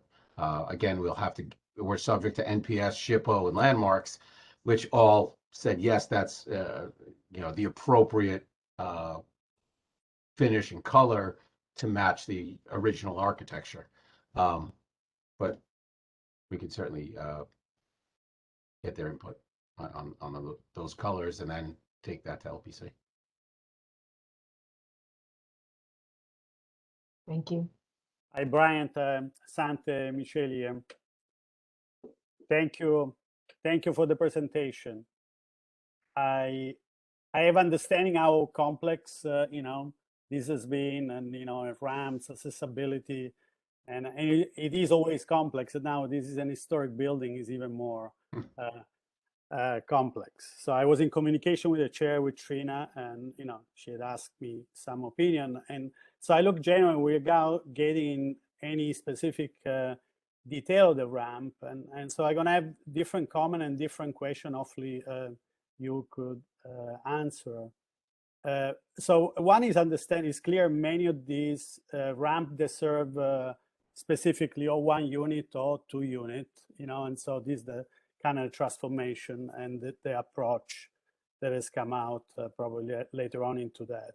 So based on that, first question, is it contemplated? There is any code and rules? And I know here the intricacy of all these many agencies and from federal and the landmark, but I saw that definitely they are in the code in New York City, construction code definitely contemplated also for landmark commission are contemplated, and the fact that those ramp they now functioning as a public ramp where it's going to be a crowd of people on a wheelchair, and so you're not going to have a queue of people. Our lift, mechanical lift, hydraulic lift system, or whatever, avoid definitely the cost of all this monolithic, intervention, and allowed. Is the code allowed for that type of? No, so that was one of the very, very first sort of easy responses, right? Oh, we'll put a handicap lift in or a small lift. Mm-hmm. So there's a couple of issues with the lift. Number one, it's not allowed as your main means of an accessible route in a multifamily residential project, just a basic lift. But put that aside from it, you can't, because of the floor plan of these buildings, you just have a center stair. Just go to this for a second. And even when you come down, I'll zoom in for a minute. Right, so you just have this centrally stair, one door entrance, this platform means of egress. There's absolutely no room to put a lift without blocking the egress stair. So a lift inside here, remember, would have to get up 42 inches just to get to this platform up here. You couldn't get past it. These are concrete structural walls on either side, so you'd have to eliminate an apartment or two apartments on that. In addition, that doesn't address the few steps that were on the outside of this, some of the units that have stoops, right? So you'd need a lift to get up to a platform outside, then you'd have to come into a vestibule and then take another lift to get up to the 42-inch high first floor. And clearly there's no room. In addition, the lift is not allowed as an accessible means. That I kind of eliminated that from the presentation. I apologize. So even the one from the outside, you have access directly into the apartment from the outside. But he says the lift is not allowed. No lift is allowed. Okay. Sorry, it's a long-winded response. Okay, so it was something you originally thought about. Yes. Potentially. Okay, because I saw from the code it was saying that definitely as long as it is independently operable, I thought it was something, oh, why, of course would have been easy. That was my initial easy response. Oh, we'll put a bunch of lifts in, but we got shot down. And then another one, I was formed in the Italian design culture, which Italy itself, it's an open air museum, architecturally, archaeologically, artistically. And so I understand this is the nightmare of every architect and preservationist. You have a church, you have a Baroque place, and or entire city like Venice, for example, where you have a little bridge passing everywhere, so you can even move, through the city, properly. So, and definitely in Italy, one of the approach which is very, it's more prosthetic approach, which it is this prosthetic in a way in comparison to the first exploration we're doing, where they were to adding entire structure would have been definitely more transformative. And so I'm wondering, did you explore something that would have been more reversible, less transformative in a sense? Maybe it's about materiality, using lighter structure, so it's emphasizing the fact that there is a distinction between the original fabric and this new fabric, this new intervention, like metals. I don't know. Sometimes they work by contrast than by imitation. I know your concrete probably you try to imitate the contrast. So it's a matter of approach, and I understand a landmark LPC can approve that because it is well done. But I'm looking without criticism. I'm looking maybe a metal structure being lighter, more environmental friendly in a way, can be fabricated. And it is evident, could be blue. I don't know, because the tire were blue. Steve Chesler was mentioning about the railing, but I mentioned the tire intervention to be a more reversible type. We want by contrast to say, hey, it's a system that is implanted into this historic fabric. This is what in Italy normally do, churches and and temples and whatever you have around. So Absolutely. So to the idea of making a statement as opposed to trying to blend is actually the language we were thinking of when we were doing the elevators, right? The larger structure there. We say, okay, it'll be a glass cube or something, something like that. So it's clearly an addition to a historic monument, if you will, and it's addition, and almost think of the planetarium, right? It's this glass cube, and then you have the historic structure adjacent to it. So that was certainly something we thought about during the process. Unfortunately, obviously, we didn't go that route as we because it just didn't work. Obviously, all those elevators. So as we went this way, since HUD wants it to be a permanent structure, right? This is what the project now has to be.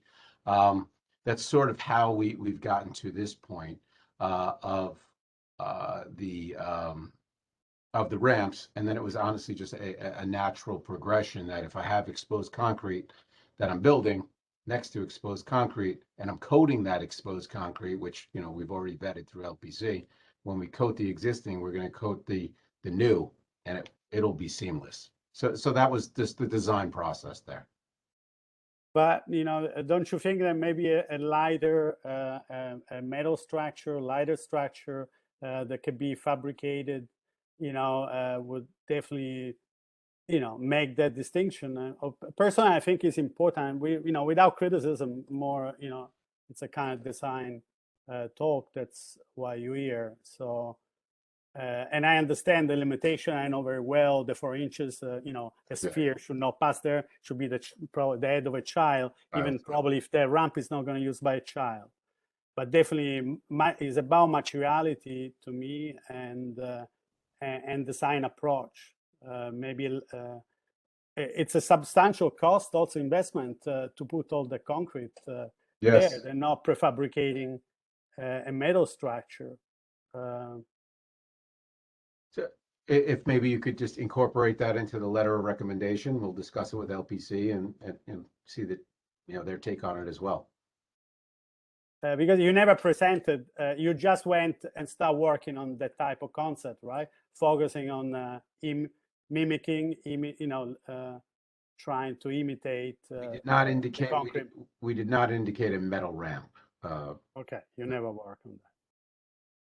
But it is possible the LPC will be definitely in tune with the type of approach. I saw some of your interiors. They did a beautiful stair made of steel, and so I would see that you had all the ability probably to work with something lighter. We definitely, I don't know, in the future, in the years to come, this to me will look like it's a strong language, it's a strong sign that, in 50 years, somebody would not know maybe that there was something not part of the original Lescas design, Understood. Okay, thank you. Sante, can I interrupt? Can you tell me how to concisely write what you just said that we would be putting into the LPC? Yeah, I believe some of my email contain that language. I'm better writing when I'm sitting with columns and those things can, but. But if we have to vote on the resolution, I've got to be able to. Okay, maybe I'll try to extrapolate some of that language. Can the resolution, if it is contained, be refined, or it needs to be refined at the meeting, Trina? Okay. Can be refined later on from the office. Okay. It can also done in a second. Can be done in a second time. I think this is Dell. I think we need to. The resolution has to be pretty exact. Formulated tonight, exactly. Yes, if we're going to vote on it, yes. Okay. Okay. Okay. Thank you. Thank you again. I did go back and I found the breezeway where the stairwell, I knew that there was one where it takes half the stair. It's in building 15. I don't know if you can find that, that slide. Building 15. So Yes. Trina, Yeah, it's there it is. Jerry. Just to recap, so these ramps that they're putting in are only effective for those apartments that are in the immediate connected to those ramps. Is that correct? Correct. Except for the breezeway ramps, in theory, one could use that ramp to get up to the breezeway and continue to walk through. But the intent is these ramps are for the entrances directly into the 504 Those unit. apartments. Okay. Yes. And there's so- 26 ramps in total. So the question I'm leading to, and I don't know if you could answer that. It's more of a question for NYCHR. Will there be any shuffling of tenants within the complex? For example, you don't need that apartment because that's handicapped accessible, so we're going to move you to the third floor of building 18 or something like that. Do we have assurances that the tenants are going to be protected in this process? And not be forcibly moved? Yeah, I mean, we're working with the residents to make sure the residents that need the units can actually use the units. But if a resident needs to stay or I guess has an inclination of wanting to stay in their units, I don't think we can really do anything about it. So Trina, maybe we should put some sort of protection for the tenants' rights in our recommendation that none of the families are forcibly relocated. Our community board office. I think we have to read whatever the contract was between NYCHA and the developer. Because this is beyond what a community board at this point can recommend. This is something that's already in progress. Now, There's nothing beyond what we could recommend. We no, can no, recommend not- whatever we choose. there's And nothing wrong with I don't believe this is hear an you, Jerry. issue for the contractor. This is an issue for NYCHR. Absolutely. It's That for they not NYCHA. forcibly relocate any of the tenants and that everything be done by consent. Jerry, I wonder This is if that's where- a separate. And this is why, if I may, this is why I keep asking the question about tenant engagement. Because I know how this goes. I wasn't involved in it, but I stepped into it. I inserted myself in it. and this is in Bushwick at the Hope Gardens conversion, where there had to be massive engagement. The tenants were not involved, and there were relocations because of tenant size. And this is a different situation because these are, well, it's the same situation, you know, where they were downsizing people because now the family composition is no longer the size. And it was a lot of conversation, totally involving NYCHA, not necessarily the designers or the architects, but totally NYCHA and the developer. So I can just speak to this at very high level because obviously I'm not intimately involved in that. I know management has been talking to all the residents there as far as who needs special accommodations. I don't know beyond that, you know, and they're trying to compile a list of people and where they currently are and things of that nature. Beyond that, I don't know who's going where or if someone's being asked to be relocated. But I do know they are in contact with the current residents and trying to find out who has special requirements. Brian, But the every ones we need to invite to this Right. meeting is NYCHA and the developer. And every resident has a right to return to their units regardless, as I Yes, was they trying to do. say before. Like, and they will have that, right? So I think But all the placement of where the ramps are was done strictly as a design. It wasn't done considering who needed the accessibility, right? You didn't consider the current residents and where the ramps were needed. It was more a design consideration where the ramps would go. It's a code and constructive feasibility, and to make sure we have one of each unit type. There are certain very one-off units. There might be a 4-bedroom that had been converted over the years or something like that. Even though it was not original, we're required to have a ramp to at least one of every unit type. So even if there's just one 4-bedroom in the entire complex, we have to have a ramp for that. So all those things were balanced. Obviously, there's certain areas that have underground utilities, which we couldn't traverse across because it would, if you know, these are centrally located boiler plants or the steam lines and things like that that traverse through the site. So all that was taken into consideration as well. Trina, I just wanted to go back to Very your. sorry that I stepped on your words, but sometimes I get a little passionate about certain things. Jerry. Trina, so you know, Jacqueline has her hand raised. I just Yeah, wanted. I don't see hands, so Jacqueline, please. I just wanted to say one other thing about the breezeway at building number 15. That could probably very easily be mirrored and might have even supposed to be mirrored. And maybe we missed that one. The reason I raised my hand was that actually has been changed since, and it's on the street side. So just to clarify, Jackie's the project architect on this from our office. She knows the drawing even better than I do.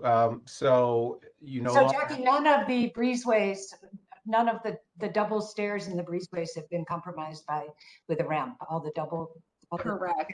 And you know what? We had that rendering made because with landmarks, typically they don't want to see anything from the street. If you're going to change something up, they don't want to see it from the street. So we had everything on the interior, but there was a lot bigger platforms, and they made the compromise of doing the shorter ramps and no platforms on the street side. Okay, but as far as the breezeways, they all function the way Brian showed us. Yeah, we won't go over the stairs anymore. Yes, to her and point, it's flipped over. It's so funny. That's the only one that still has it on here, but it has changed since. I knew I had seen it somewhere. And it's the only one that's changed. Good eye. I want to go back to Jerry's point and Maria's point. I wonder, Jerry and Maria, whether we should, because what we're considering tonight is an LPC issue, and landmarks won't be concerned with that. But I wonder if the board should write a separate letter along with our landmark resolution to HUD or to whomever, talking about tenant engagement and talking about the families that are potentially having to be relocated due to the placement of the ramps. Also in this regard, Trina, I have maybe a question I don't know who can answer. So none of these units has disabled tenants in need of the ramp, or some of these units have some disabled tenants? so they will immediately benefit from that. It's possible some might. I have not received the final survey yet. I don't know that answer. And also, is the moment these units they are currently occupied, may have been occupied by some family for 30 years there or more, are some of these tenants possibly then be relocated somewhere else because the NYCHA will decide that they need to destine this specific unit? Maria maybe can answer. She's more. I think Kenny could respond that. Kenny, can you just respond, Right. repeat what you said before? The residents will have the right to move back to their original units, regardless. Right. So even if it will be another tenant within this complex will become disabled, they will never be imposed to move out from this unit. I know initial feedback, there are not 49 requirements for handicap units. Not even close from what I understood at this point. Just, I haven't read the list, I haven't seen the list, but just initial conversations. No, I'm saying it's not that it's right. I would, like to protect the right of some tenant that they are occupying and they like the unit. But also I see a waste in a way. This unit is never going to be occupied with all this money, which is public money. Anyway, is going to be spent on. And I want to repoint as an answer to some other board member, whatever is saying, especially on the impact. Let's remember, generally, the more you can fabricate and manufacture things outside and not doing work on site. This is it doesn't look like, but there are, I don't know how many, if you have quantified how many cubic feet of concrete and all the work that imply on site and the impact all that work is going to have on site and the cost. So somebody a question, the cost of fabricating, manufacturing some components, which are literally, that's what they become in architecture, units, components, they are assembled together. Of course, it's going to be some form of engineer where this structure is going to sit on, but they're going to provide less impact to many tenants and the resident of that complex. And I don't know, something else, of course, when I see the tree as removed, and many times is necessary, and these are not all tree, as an environmentalist, I feel always concerned. I wonder also if design can work around this and limitate. I'm sure you have gone through that, and it's another headache, when you have to work around, this type of project. But just for the public and for the record, something else that I love to complement together with my other consideration. That's all. Katie, Katie Napoltursky, I think your hand's up. Katie? Yeah, I wanted to mirror what Trina said about the railings, that they not be all bright chrome and that the loop perhaps be the same color I'm saying as the, what colors are the windows and the doors? Let's just call it charcoal gray. It's some Yeah. obscure name. It was custom made based off Yeah. a lab analysis. Nice. I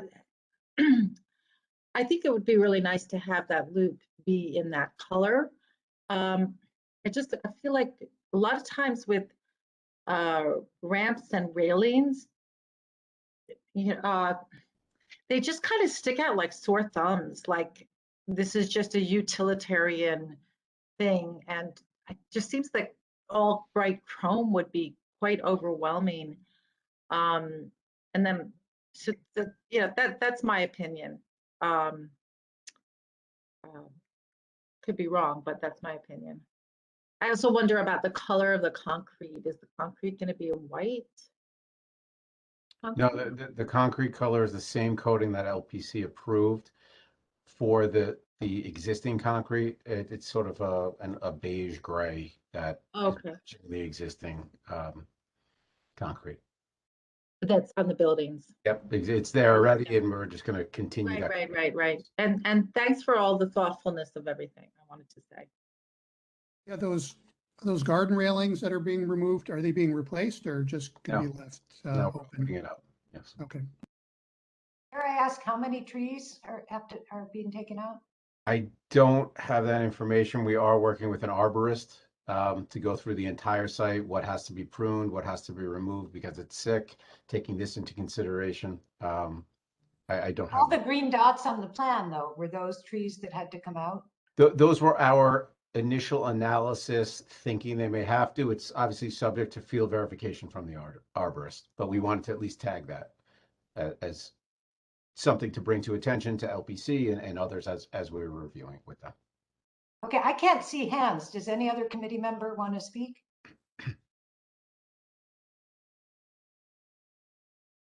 Okay, should we formulate the resolution?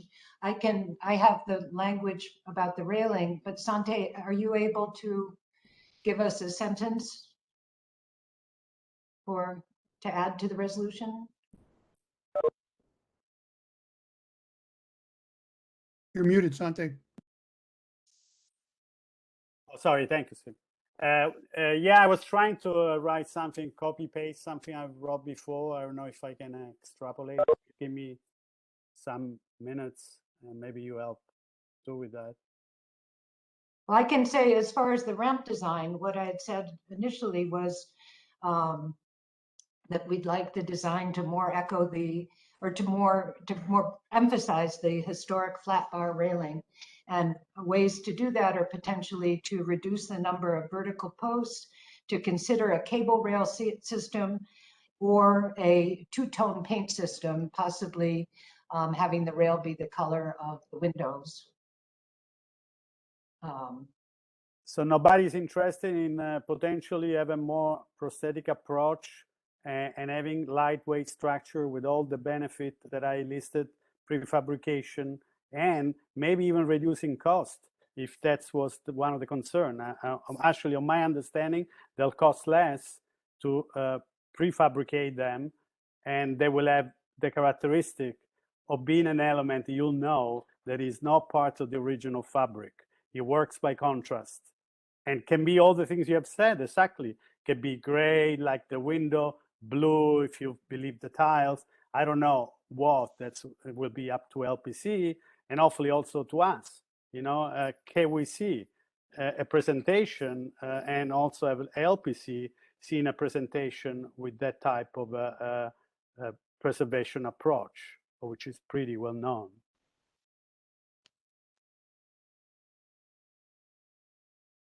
Any committee members want to comment on that?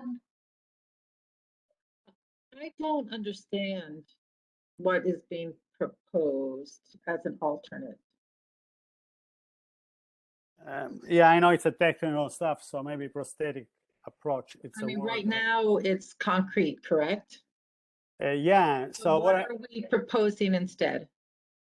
Yeah, what I was trying to say, instead than envisioning this as a solid monolithic present that will join the building, you know, and yes, gray what it is, envision this as a prefabricated, lightweight metal structure. It could be, I don't know, gray like the window. If, you know, we need to see the design, how this integrates so it's visible. We don't want to build more stuff there solid and heavy. You know, it's a light structure, it could be gray. So you're saying metal instead of concrete? Yeah, it could be a perforated grid, whatever, but there is still the railing. It's going to be exactly, I'm not saying they did a lot of work on the ramp. You know, the ramp has an inclination, a length. Maybe there are things that could be refined, but I'm saying literally instead of them pouring all this like, I don't know, many cubic feet there's going to be around all the complex, having a lightweight structure is going to be light. I believe it's permitted to have some perforated metal. I mean, there is a possibility. You know, it would be nice to see that type of design. It's very frequently done in preservation projects. So like a lattice, like a metal lattice? I mean, it's hard for me to. Yeah, yeah. I mean, it's hard for me to determine. So like a fire escape, Sante? Yeah, it could be like a fire escape, exactly. It could be a lightweight structure. Now we have you know, could be all like metal and painted and powder coated in the color that you like. Could be stainless steel if that's the language.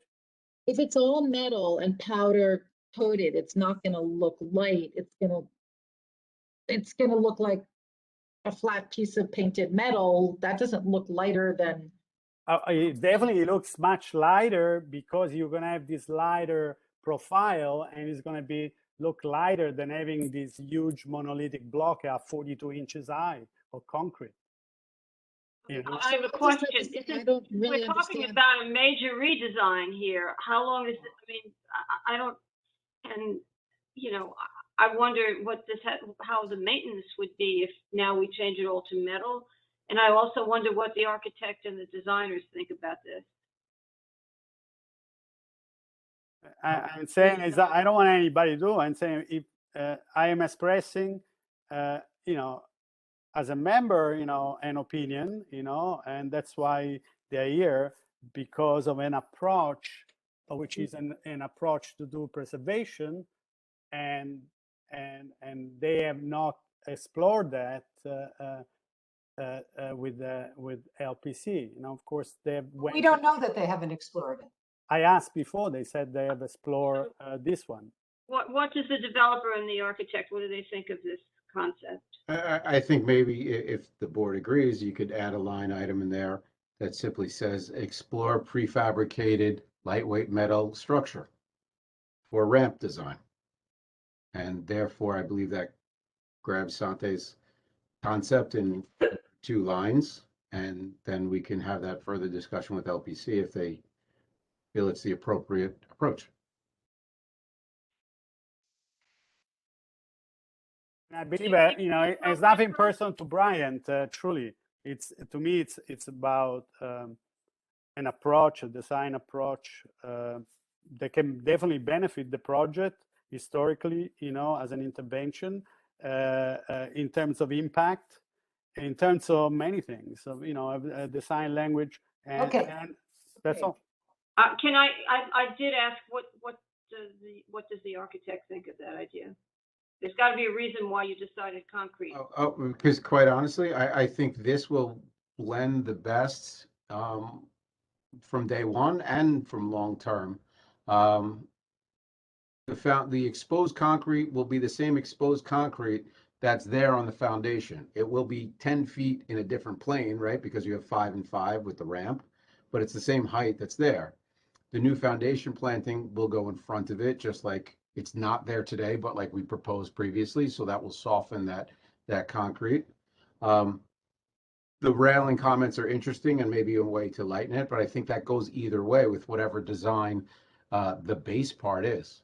I'd be a little concerned about the lightweight structure, you know, open underneath with various, you know, rodents and things like that could burrow underneath and kind of leaving sort of open areas for things to get trapped in there, whether it's rodents or garbage. And then if I put a metal on, just maybe long-term maintenance, but it depends, of course, what material, if it's galvanized or stainless steel, but those start to get extremely expensive for entire structures. They're 2 different design approaches. I'm not saying one is right, not one is wrong. As I said before, we actually kind of had that original design intent when it was a much bigger idea with the elevators, make it look completely different. But I think in this case, our approach, my personal preference, doesn't mean it's right, but my preference is the current design approach that we've taken. I think the railing comments certainly make sense to me about it's a little dense right now. Maybe that's something we could refine with color or maybe a slightly different detail. So that's my response. Thank you. I think that putting in the word explore is the right way to do it. I'm not sure that I'm ready to commit to an alternate idea because of the points which Mr. Newman just brought up. And also, I don't know. I don't know if it would be any better, honestly. It could be, it couldn't be, but just to say, explore. I agree. I agree with you, Katie. And I had the same concerns that Mr. Newman had. So, but I'm never against putting in language to say explore. Do other board members agree with adding Yeah, I each agree. I think building? exploring, is reasonable to put in there. To also without actually seeing renderings. And a question is about durability, long-term, those types of things. If we had, additional rounds of consideration, but I don't think we have that. So I think requesting exploration seems reasonable. Sometimes exploring doesn't mean much. It's like thinking. We can say, no, we request thinking about that, but it's okay. Okay, and Maria, as far as the tenant engagement, I know that the scope that LPC is looking for from us is outside of their scope. But I'm wondering if we could have a resolution for LPC and then a separate resolution, a letter to HUD or to whomever about our concerns with tenant engagement. Does that sound reasonable? It sounds reasonable, and thank you for bringing it up. I think it's a great suggestion. The only thing is that I would recommend including the Public Housing Committee in this conversation, because after all, this is relating to a NYCHA campus, and that's what that committee represents. Sure. Well, So could we maybe also, we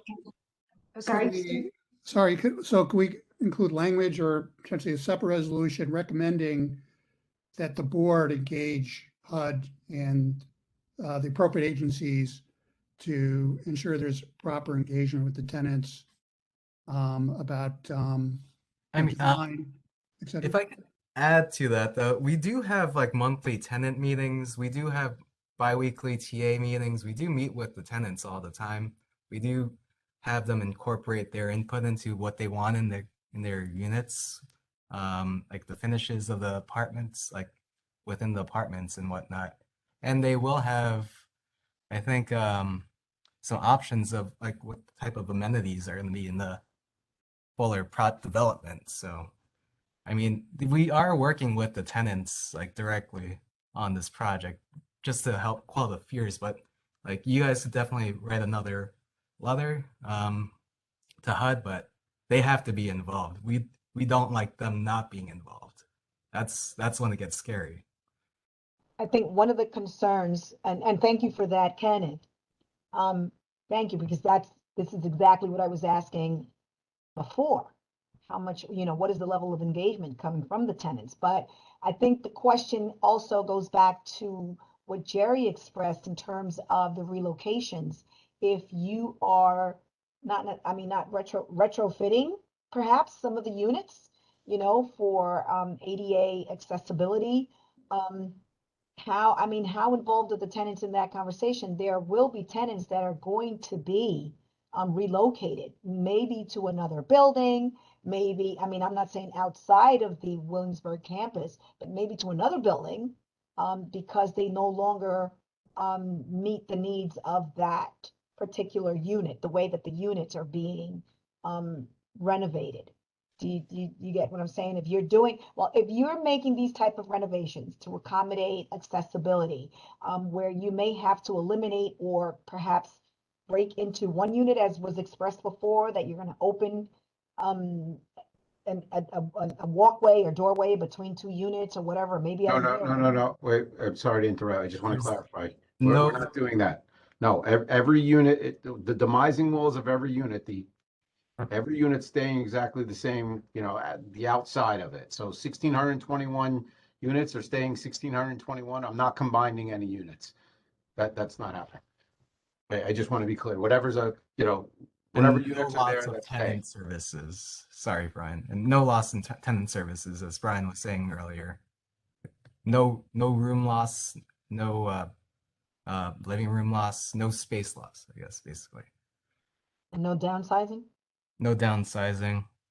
Nope. But there will be 49 units that'll be accessible of the however many there are altogether. Yes. And there could be tenants all over the place that need these units. And at one point, it would be smart to put the tenants that need the accessibility into the accessible buildings, which might require some shuffling. And I think the concern is the hardship that might cause tenants that are there currently. We have to it's just kind of a balancing act. We have to work with the tenants to let them like want to leave their units to help another It tenant. also came late in the process that you had to make these Yes. decisions. But we It's a can't nightmare. we can't force anything. Like, we have to just work with the tenants. Cooperatively. No, of course. Is that, how do we know that that's true? Is that in some kind of agreement? Is that some policy? I mean, how do we know that that's the case? That you can't force a tenant to leave because they happen to be in one of the apartments that's meant for people with a disability and they don't have disability. Right, How do we know you can't force those tenants? Yeah, they all have a relocation agreements. So a part of the rehabilitation of the project, build a whole building will need to relocate out to other vacant units within the project. Right. They will move back to their original units. But prior to that, we're having them sign relocation units, just attesting that they will be able to move back to their apartments.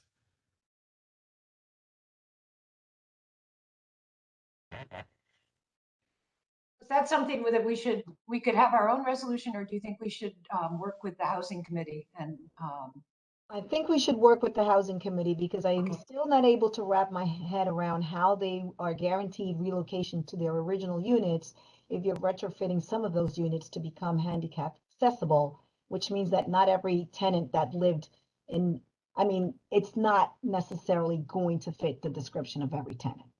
So I'm still kind of All right. I mean, confused about that guarantee, right. I mean, they're just moving back to an ADA apartment, basically. even though they may even not if they- necessarily warrant that. Yes. there might be someone not Possible. moving back into an ADA apartment that needs it, and they just get put back into their non-ADA apartment. I mean, it just seems, And it's just required by HUD. yeah. It's just what we were kind of dealt with. Okay. Yeah, I think this should be up for discussion with the housing committee, Trina and Dell. Okay, well, we can Public, make public them aware. housing. So I think, what I can understand that they have to be allowed to move back to the apartment they just moved out of. I guess I have a feeling what people are concerned about is that after that, can NYCHA just then start moving people around? And I guess, Marie, you brought up earlier what we may need to know what the agreement is with NYCHA and what the policy is. Yeah, so NYCHA can't move them around. That they'll all have leases that, like, will say that they say and they have leases to their specific apartments. So we can't really just redo their lease and Are they sign not them. signing new leases, Kenneth? They are signing new leases New leases. to their original units. How long are the leases? How long are the leases? Yeah. Generally 1 to 2 years.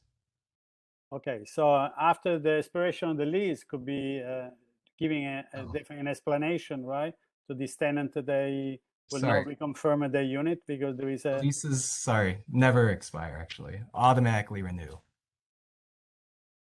automatically.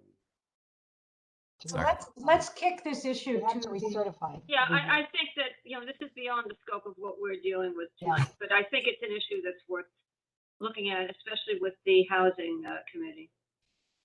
Agreed. And I just want to bring up just one more time the breezeways. I mean, those breezeways are really a main historic feature of these buildings. And I'm wondering, in this, using the language of explore, if we could ask LPC, ask that they explore relocating the ramps leading into the breezeways. Because if you picture a ramp coming into that, it just, right now, that's really a prime architectural feature of these buildings, these breezeways.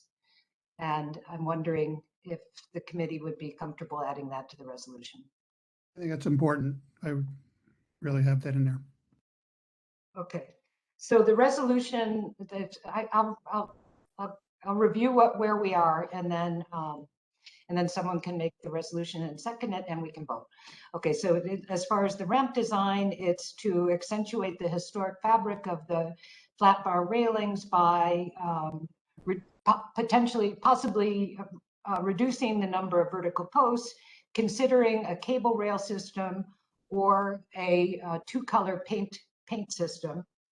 We're asking them to explore the possibility for a prefabricated lightweight metal ramp design. And lastly, to explore relocating the 8 ramps that are currently placed in the breezeways of buildings, and we can list the building numbers where they are. Does anyone want to, if I make the resolution? Yeah. I second. Trina, Vega seconds. Trina, I'm not ready. Sorry, William. Okay. Trina, can we say that maybe this way, explore to apply a more architectural prosthetic approach and explore the advantage that the integration of lightweight structure can bring to the project in regard to the ramps. Okay. Sante, I don't think prosthetic approach is something that will be translatable or understood by the LPC. Yeah. I don't understand what it means. I don't think. I think if we keep it tight and keep. But that's it's very academic, you know. But anyhow, the IBLLPC. You're the only academic here, Sante. No, I'm not. Okay. Okay, so do we want to vote? Okay, maybe explore the integration in regard to the ramp. Explore the integration of lightweight structure. The advantage a lightweight structure can bring to this project instead of the concrete. Okay. Let's give it as an option. Is that okay with everybody? The architect's hand is raised. Okay, I can't see hands, so please go ahead. That's an old hand. Jacqueline Mulgrath? Yep, that's me again. I just want to point out also, I think the breezeway is preferable for the ramp in those locations, because one, we can get to 2 units, and also you have to note that to get into these apartments from the ramps, we are putting a door into the living room, and you still have the door to the stairwell that existed.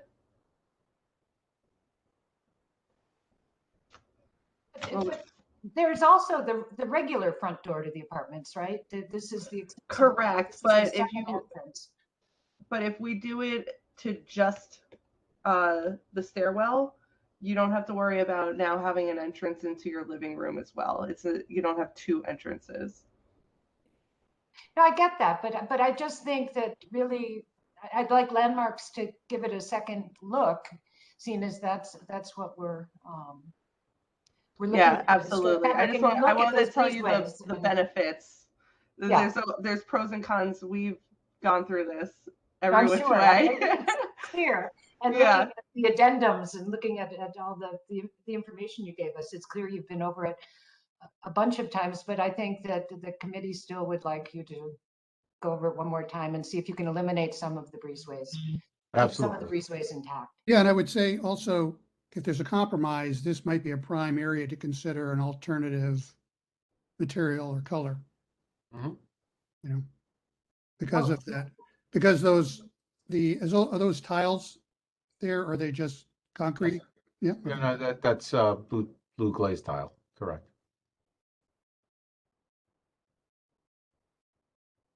Okay, now can someone make that motion and then we vote? Are we clear on what our motion is? What is the motion? The motion has 3 components. It's got the ramp component, it's got the exploring. Do we make a motion to? I'll motion to second. Wait, to recommend a design with the following conditions or right recommendations with recommendations. We approve the design with the following recommendations. Okay. That you stated.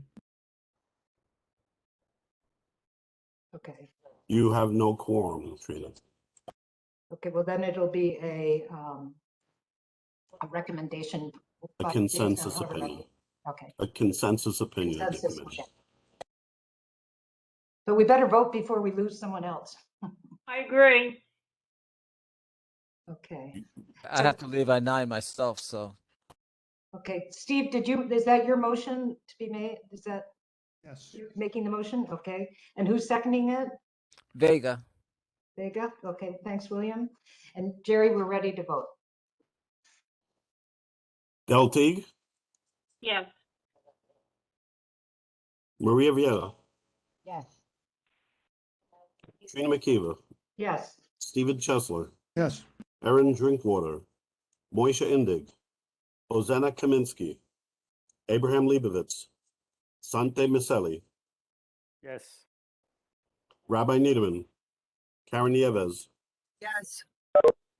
Isaac Sulfur, Robert Solano, Stephen Weidberg, William Vega, Yes. Simon Weiser, Michael Andrews, Keith Berger, Corey Canton, Yes. Michael Kowachka, Katie Napolitarski, Yes. Allison Stone.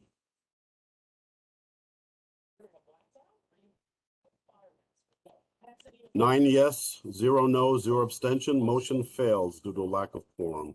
Thank you. but it'll be presented as a consensus opinion of the committee. Yes.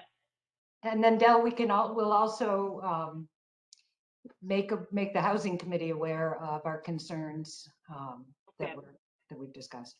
Yes. Now, So- I didn't think this would take this much time. We are supposed to end by 9 o'clock unless there are really, extraordinary circumstances. Oh, can I first say thank you to the presenters and we really Sure. appreciate the presentation. Sure. So we're all done. Thank you for your time this evening. Thank you for the feedback. Greatly appreciated from everyone. Thank you. Thank you all. I did want to let the committee know that at the last executive committee meeting, we asked people from the city planning to come.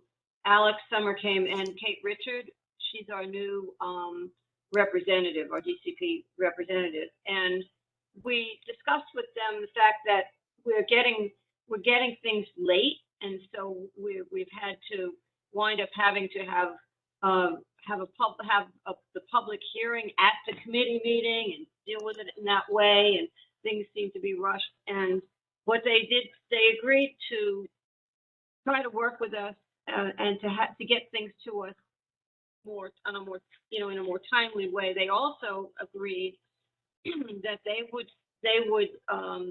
send us what they call cheat sheets to give us a sense of what was needed, why it was needed, why we had, how what the time limit was and why. And they've also agreed to. I also brought up our concern about environmental and green issues and practices, and the fact that sometimes we're not really sure of what the best practices are. We're not really, for instance, with the vertical forest, we've been many people have asked, well, before we can vote on something like that and insist on it, we need more education. So they agreed to not just city planning, but they'll work with some of the other agencies, and they will come to the full board to discuss the best green and environmental practices that they've seen around. They said maybe they should just come to the committee, and I felt that really it would be great if they came before the full board. So they're going to get some kind of a presentation together, and then they will make such a presentation. So I just want to fill you in on what happened at the executive committee meeting. Also, Dale, I want to, because I watched a portion of that YouTube meeting. I couldn't attend it. It's something else about work I wanted. But something important for us to understand, because I believe it was stated that definitely, we could recommend that type of stuff, and they knew both of them, both Alex Sommer and I don't know who's the the new liaison, I can remember her name. So there was definitely nothing against about recommending vertical forest or something else. All right, let me just clarify. I didn't ask them, are they for it or against it? They said they knew of it. They didn't have any, they weren't ready to give, they didn't have any information that they could give us. So they said that they would come back and, No, they said something different. They said we can definitely recommend that or something else. There's nothing yes, we can recommend it, but what I mentioned to them, and I think we've said, many people have said this to you, Sante, and I don't know how often we can repeat it. Many people in this committee and on the board feel that before they can recommend something like a vertical forest, we need education, and several people have suggested to you that you might want to put together some kind of a presentation with some people who are experts on it. I personally have a lot of questions, and I'm sure a lot of people have questions about it. No, absolutely. They stated that definitely there was nothing in the code that would limit that. Okay, just for the record. Yes, we can recommend anything. We can recommend whatever we want. That's what Alex Sommer said. I don't know, Jerry. No, but Jerry asked the question. He wrote a letter to FDNY whether something like that would meet code, and they have not responded. That's right. They didn't know. And so they did not. My recollection is they didn't say this. Nothing in the code. In any case, I personally am not ready to go full forth and recommend something that I have a lot of questions about, and that I think I know a lot of people have questions about it. And I just don't understand condemning people for wanting information. I just can't understand that. Something that is this novel, that's not really widely used, that where there are many questions, like, what's it like for the people inside? Why is it not more widely used? You know, so many things. What does it do to the outside of the structure of the building? This is just a tiny fraction of the questions that I have. And what is the increased cost to the builder? Yeah, I mean, there's so many questions. So you know what? If you really want people to get excited about it, I think you've been given the message of you apparently know people who are involved with this. So get together some kind of an educational forum for us. That's my recommendation. You're muted. Katie, I think you're muted. Do we have to summarize and vote on the first part of the meeting that was? No, there is no vote. But if someone, we have to summarize it at all, or is there anything else to be done with that? I'm just looking at time here a little bit.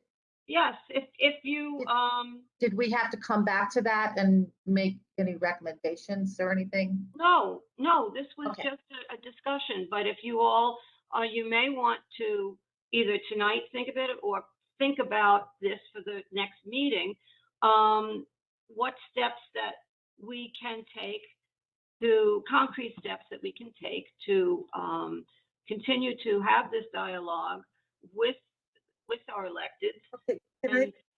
Right, I think that's great, but I think it's not a bad idea to actually formally make a request that there is a report on community benefits. Lincoln had said that he would do that. And maybe John, that office would do it too. Make a formal request.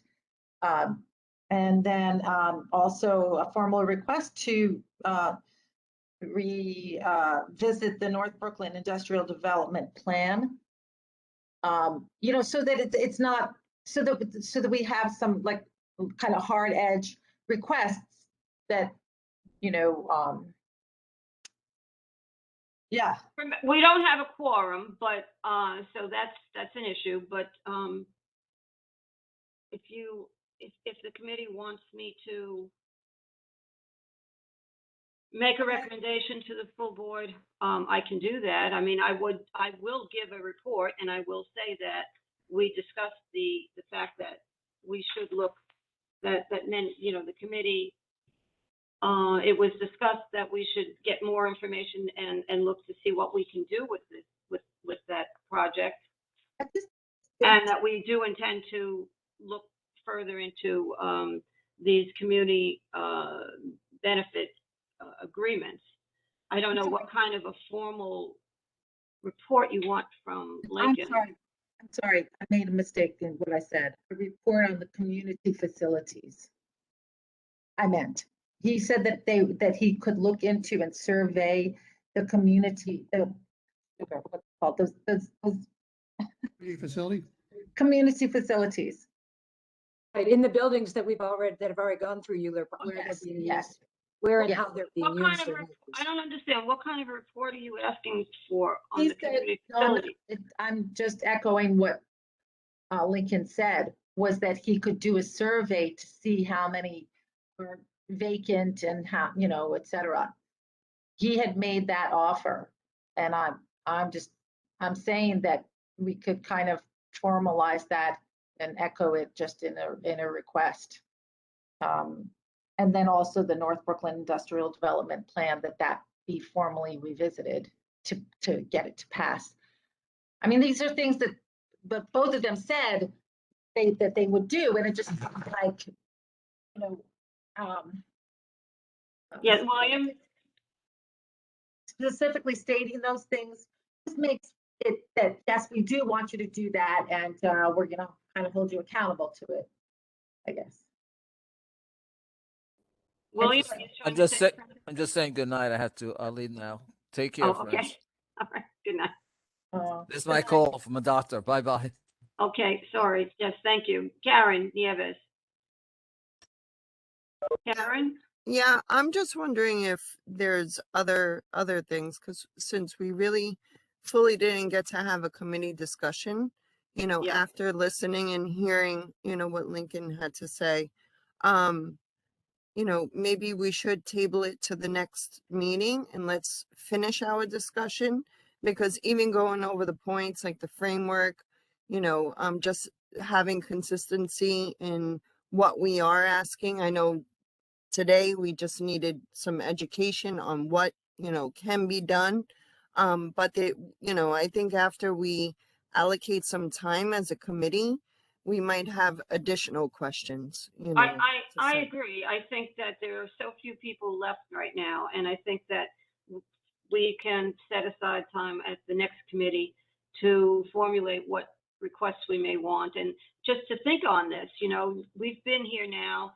I'll give a report, and in our next committee meeting, I would recommend that we then just table this, don't forget it, and then I think we can try to, spend some more time rather than just have a few minutes here to just try to put a few things together. Who else? Yeah, and we, unfortunately tonight, I think we were, light on, how many committee members had, come. And I think there's probably going to be more additional input, so I would really appreciate that we have, further this discussion at the next meeting. Yes, I think this has to be ongoing. We'll spend some time in the next committee revisiting this. And Corey, you would want to say something, and Trina, you also. Corey. Yeah, I had initially raised my hand before Karen said what she said, which I agree with fully.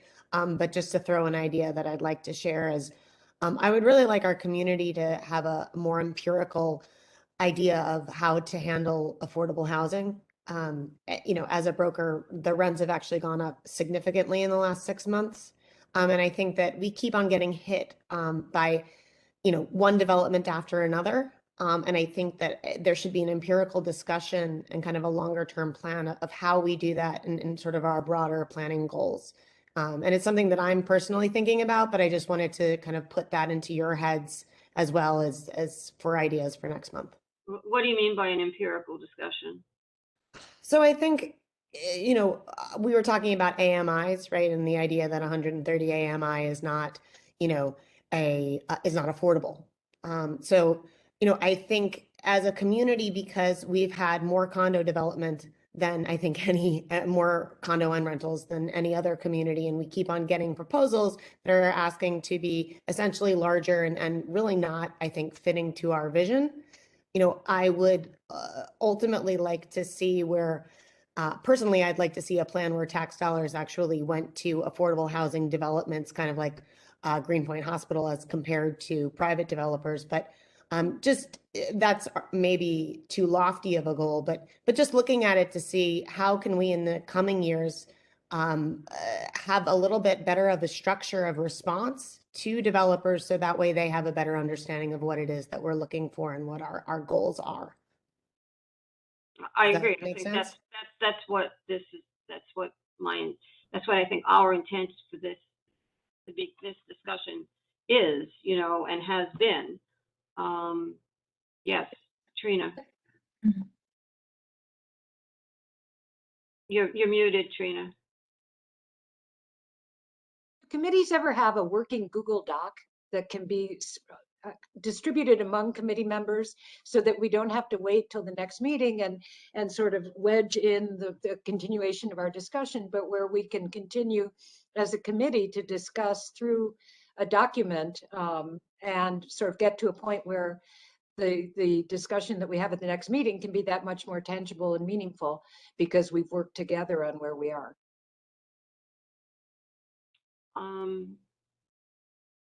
Jerry, do you have any idea about that? Some of the other committees do it just through email. I know, you know, Eric does it all the time. Tom does it all the time with the SLA committee, where they just circulate information and everybody chimes in and adds on. But I wonder if we had kind of a living, I know that what we had talked about is creating kind of a consistent sort of matrix of where we stand on different issues. And if we can start with kind of a spreadsheet of where the issues are and have that be available to everybody and kind of have people, it can sort of organically get formed in a way that so we can sort of crystallize our communal opinions on these things. And there will be disagreement, but at least we know where we're starting, and we're not all kind of taking turns speaking up at these meetings, which are great. But I just think to have a document, a living document that we're working on is useful. It's not just a series of emails back and forth, or it could be part of that. And like a Google Doc, Trina? That's what I was thinking, where everybody can edit it and add to it. And just we can work together, those of us on the committee that want to, where we list the issues and kind of list the parameters that where we're thinking and the different ways that the parameters, the parameters are different. Everything, it's all a little fluid, but at least we can try to concretize some of it. Well, will everyone know how to access a Google Doc? You give access. You have to. Everybody go on it. I mean, it is a working start, but I don't know how much. And I think that's all it would be, is like a working start for discussions. It's a framework. You make it Yeah, but it's accessible to the committee members. sensible to me via because email. So does anyone want to start it? well, I mean, right now you just listed a whole bunch of things, you know, this evening, you know, to start with. Yeah. That could be the start of, you know, the document. All the items that we already have discussed. We could start, you know, also including some questions, you know, like, does this project, you know, meet the environmental, you know, requirements that the community would have? We could, you know, do 2 spreadsheets. We could do it in an Excel spreadsheet. Okay, but and then is people there could anyone start. who's willing to start It's a one of little these? wonkier though. The thing with the spreadsheet of an Excel is that it's a little wonkier when you're writing in the, you know, you have to, the columns and whatever, the rows. Okay, so then a regular Google Doc, whatever format, it doesn't matter to me. But just anyone so that we could volunteering all to do this? edit. Is I'll anyone start it. volunteering to start? Yeah, Steve, I can work with you because I don't have. Steve is raising his hand. Do you see that? Yes, I see that. And Steve, Put I'm it down. happy I to put work it with you on down. it. And Trina's willing also.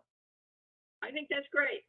And I think too, Del, what we should work to is refining our questionnaire.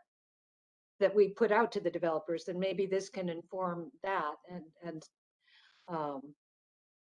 Because I think that questionnaire has been around for, and it probably functioned well years ago, but I think that because of some of the discussions we've had over the years and because of the change in the neighborhood, it might be a good thing to take a look at the questionnaire and maybe see if there are ways we can have it more reflect the things that we want to discuss with the developers. There's also a Jamboard. Are you familiar with Jamboard, Steve? No, but I'll check it Everyone out. gets to post their little stickies. It's like a little you post whatever, you type it in, you post it. Okay. It's like a I'll check it out. whiteboard, but it's actually digital. Is that a Google app? A Jamboard? Yeah, you can get it on Google. We can also come up with instructions to tell people step by step how to sign on to the document. Right. I think that's fine. And look, the people who didn't come tonight or who weren't able to stay, well, we can guess that left us. And so I think, is everyone here in agreement with starting with Trina and Steve starting a Google Doc? Anyone against it? This is not an official vote. Okay. Della, can I ask Second the you a motion. question as a member of the executive board? And Yes. Jerry, you be here.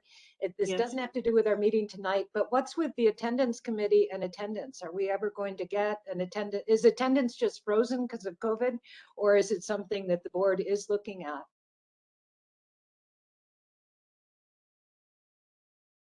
The chair was here. The chair is in this meeting. I see her name. The board chair. Oh, you mean Dialis?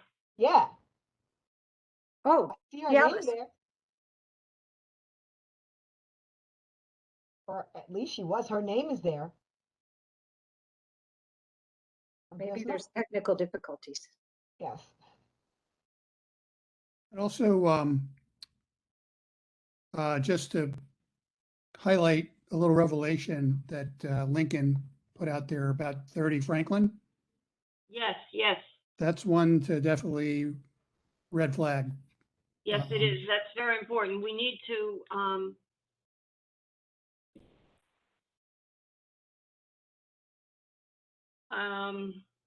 I'm not sure what he was thinking. Well, he did say that he would have a meeting and that he would include us in the meeting. Yeah. And then we're at pre-certification. Yes. Yes. That's why I asked him if we could have it as a virtual. And he did say yes, that we would be invited to that. Yeah. I just wonder if they're going to rezone that whole block. Because I don't see how they can just spot zone that one property. So. I'd like to, I'd like to go back to this idea of not tonight, but that moving forward, when we have these meetings and discussions, we think of it as coming up with an ask at the end. Even though we have the council member there and John there, and they promise things or they say things or we assume things, asks go a lot longer with a politician than just, putting it out there in a discussion. And I think that we have a lot of power, leverage, good leverage. And I think that we should really think about, if we're going to have these discussions, that if there are recommendations that we feel we can easily make, that we seek to make them. Because otherwise it's kind of like the tree that falls in the forest. Mm-hmm. I mean, he said he was going to do the survey of the community facilities, or that's something he could do. If we formally ask that, okay, I'm not pushing that tonight, people don't want to do that. I'm just saying that asks they're an ask and they ask for an answer. And I think that we should, if we're going to have these discussions, we should seek to end them with asks that we can formulate. Well, sure. That's a very good suggestion. And one of the reasons I wanted to make sure that the letters that I sent out were sent to everyone who's on this committee and on the board was so that you had a heads up as to what we were talking about. And so if you wanted to communicate to among us, that you could have done that. I didn't get anything from Yeah, anyone, no, but that was but I great. think No, certainly in the future, just let me finish, please. sorry. In the future, of course, I think an ask is always a good idea if we agree to it, you know. And I think that now that we have a new administration, and I think an administration, maybe I'm just being too optimistic, but I don't think so. I think that the new people are willing to work with us. I think this is it's a good way to start. I mean, it's not that we haven't asked for things in the past, but I don't know. Again, I hope I'm not being overly optimistic, but I don't think so. I think that they're new, and we should start out with the idea that we do intend to reach out to them, include them in discussions, and ask them to do certain things, and ask them to support us. So I hear you, Dal, and I thought that your list of things and bringing this to the floor and inviting them is really terrific. So we move forward from here. So let's not forget, don't forget the things that you wanted to bring to, that you wanted us to basically vote on or discuss the specific things on the agenda for our next land use committee meeting. I will put down as one of the items that we will continue this discussion, and we will formulate specific requests for the electeds in moving forward. How does that sound? I think that sounds great, and I think this is just fantastic, Dal. Okay. Yeah. Okay. It's really taking the bull by the horns, as they say. Yeah, and I think now's the time we can do it. Okay, I think it's 9:15. Yeah. I think it's time to say good night. Good night, everybody. Good night. Right. Good night, all. Dal. Yes. Thank you.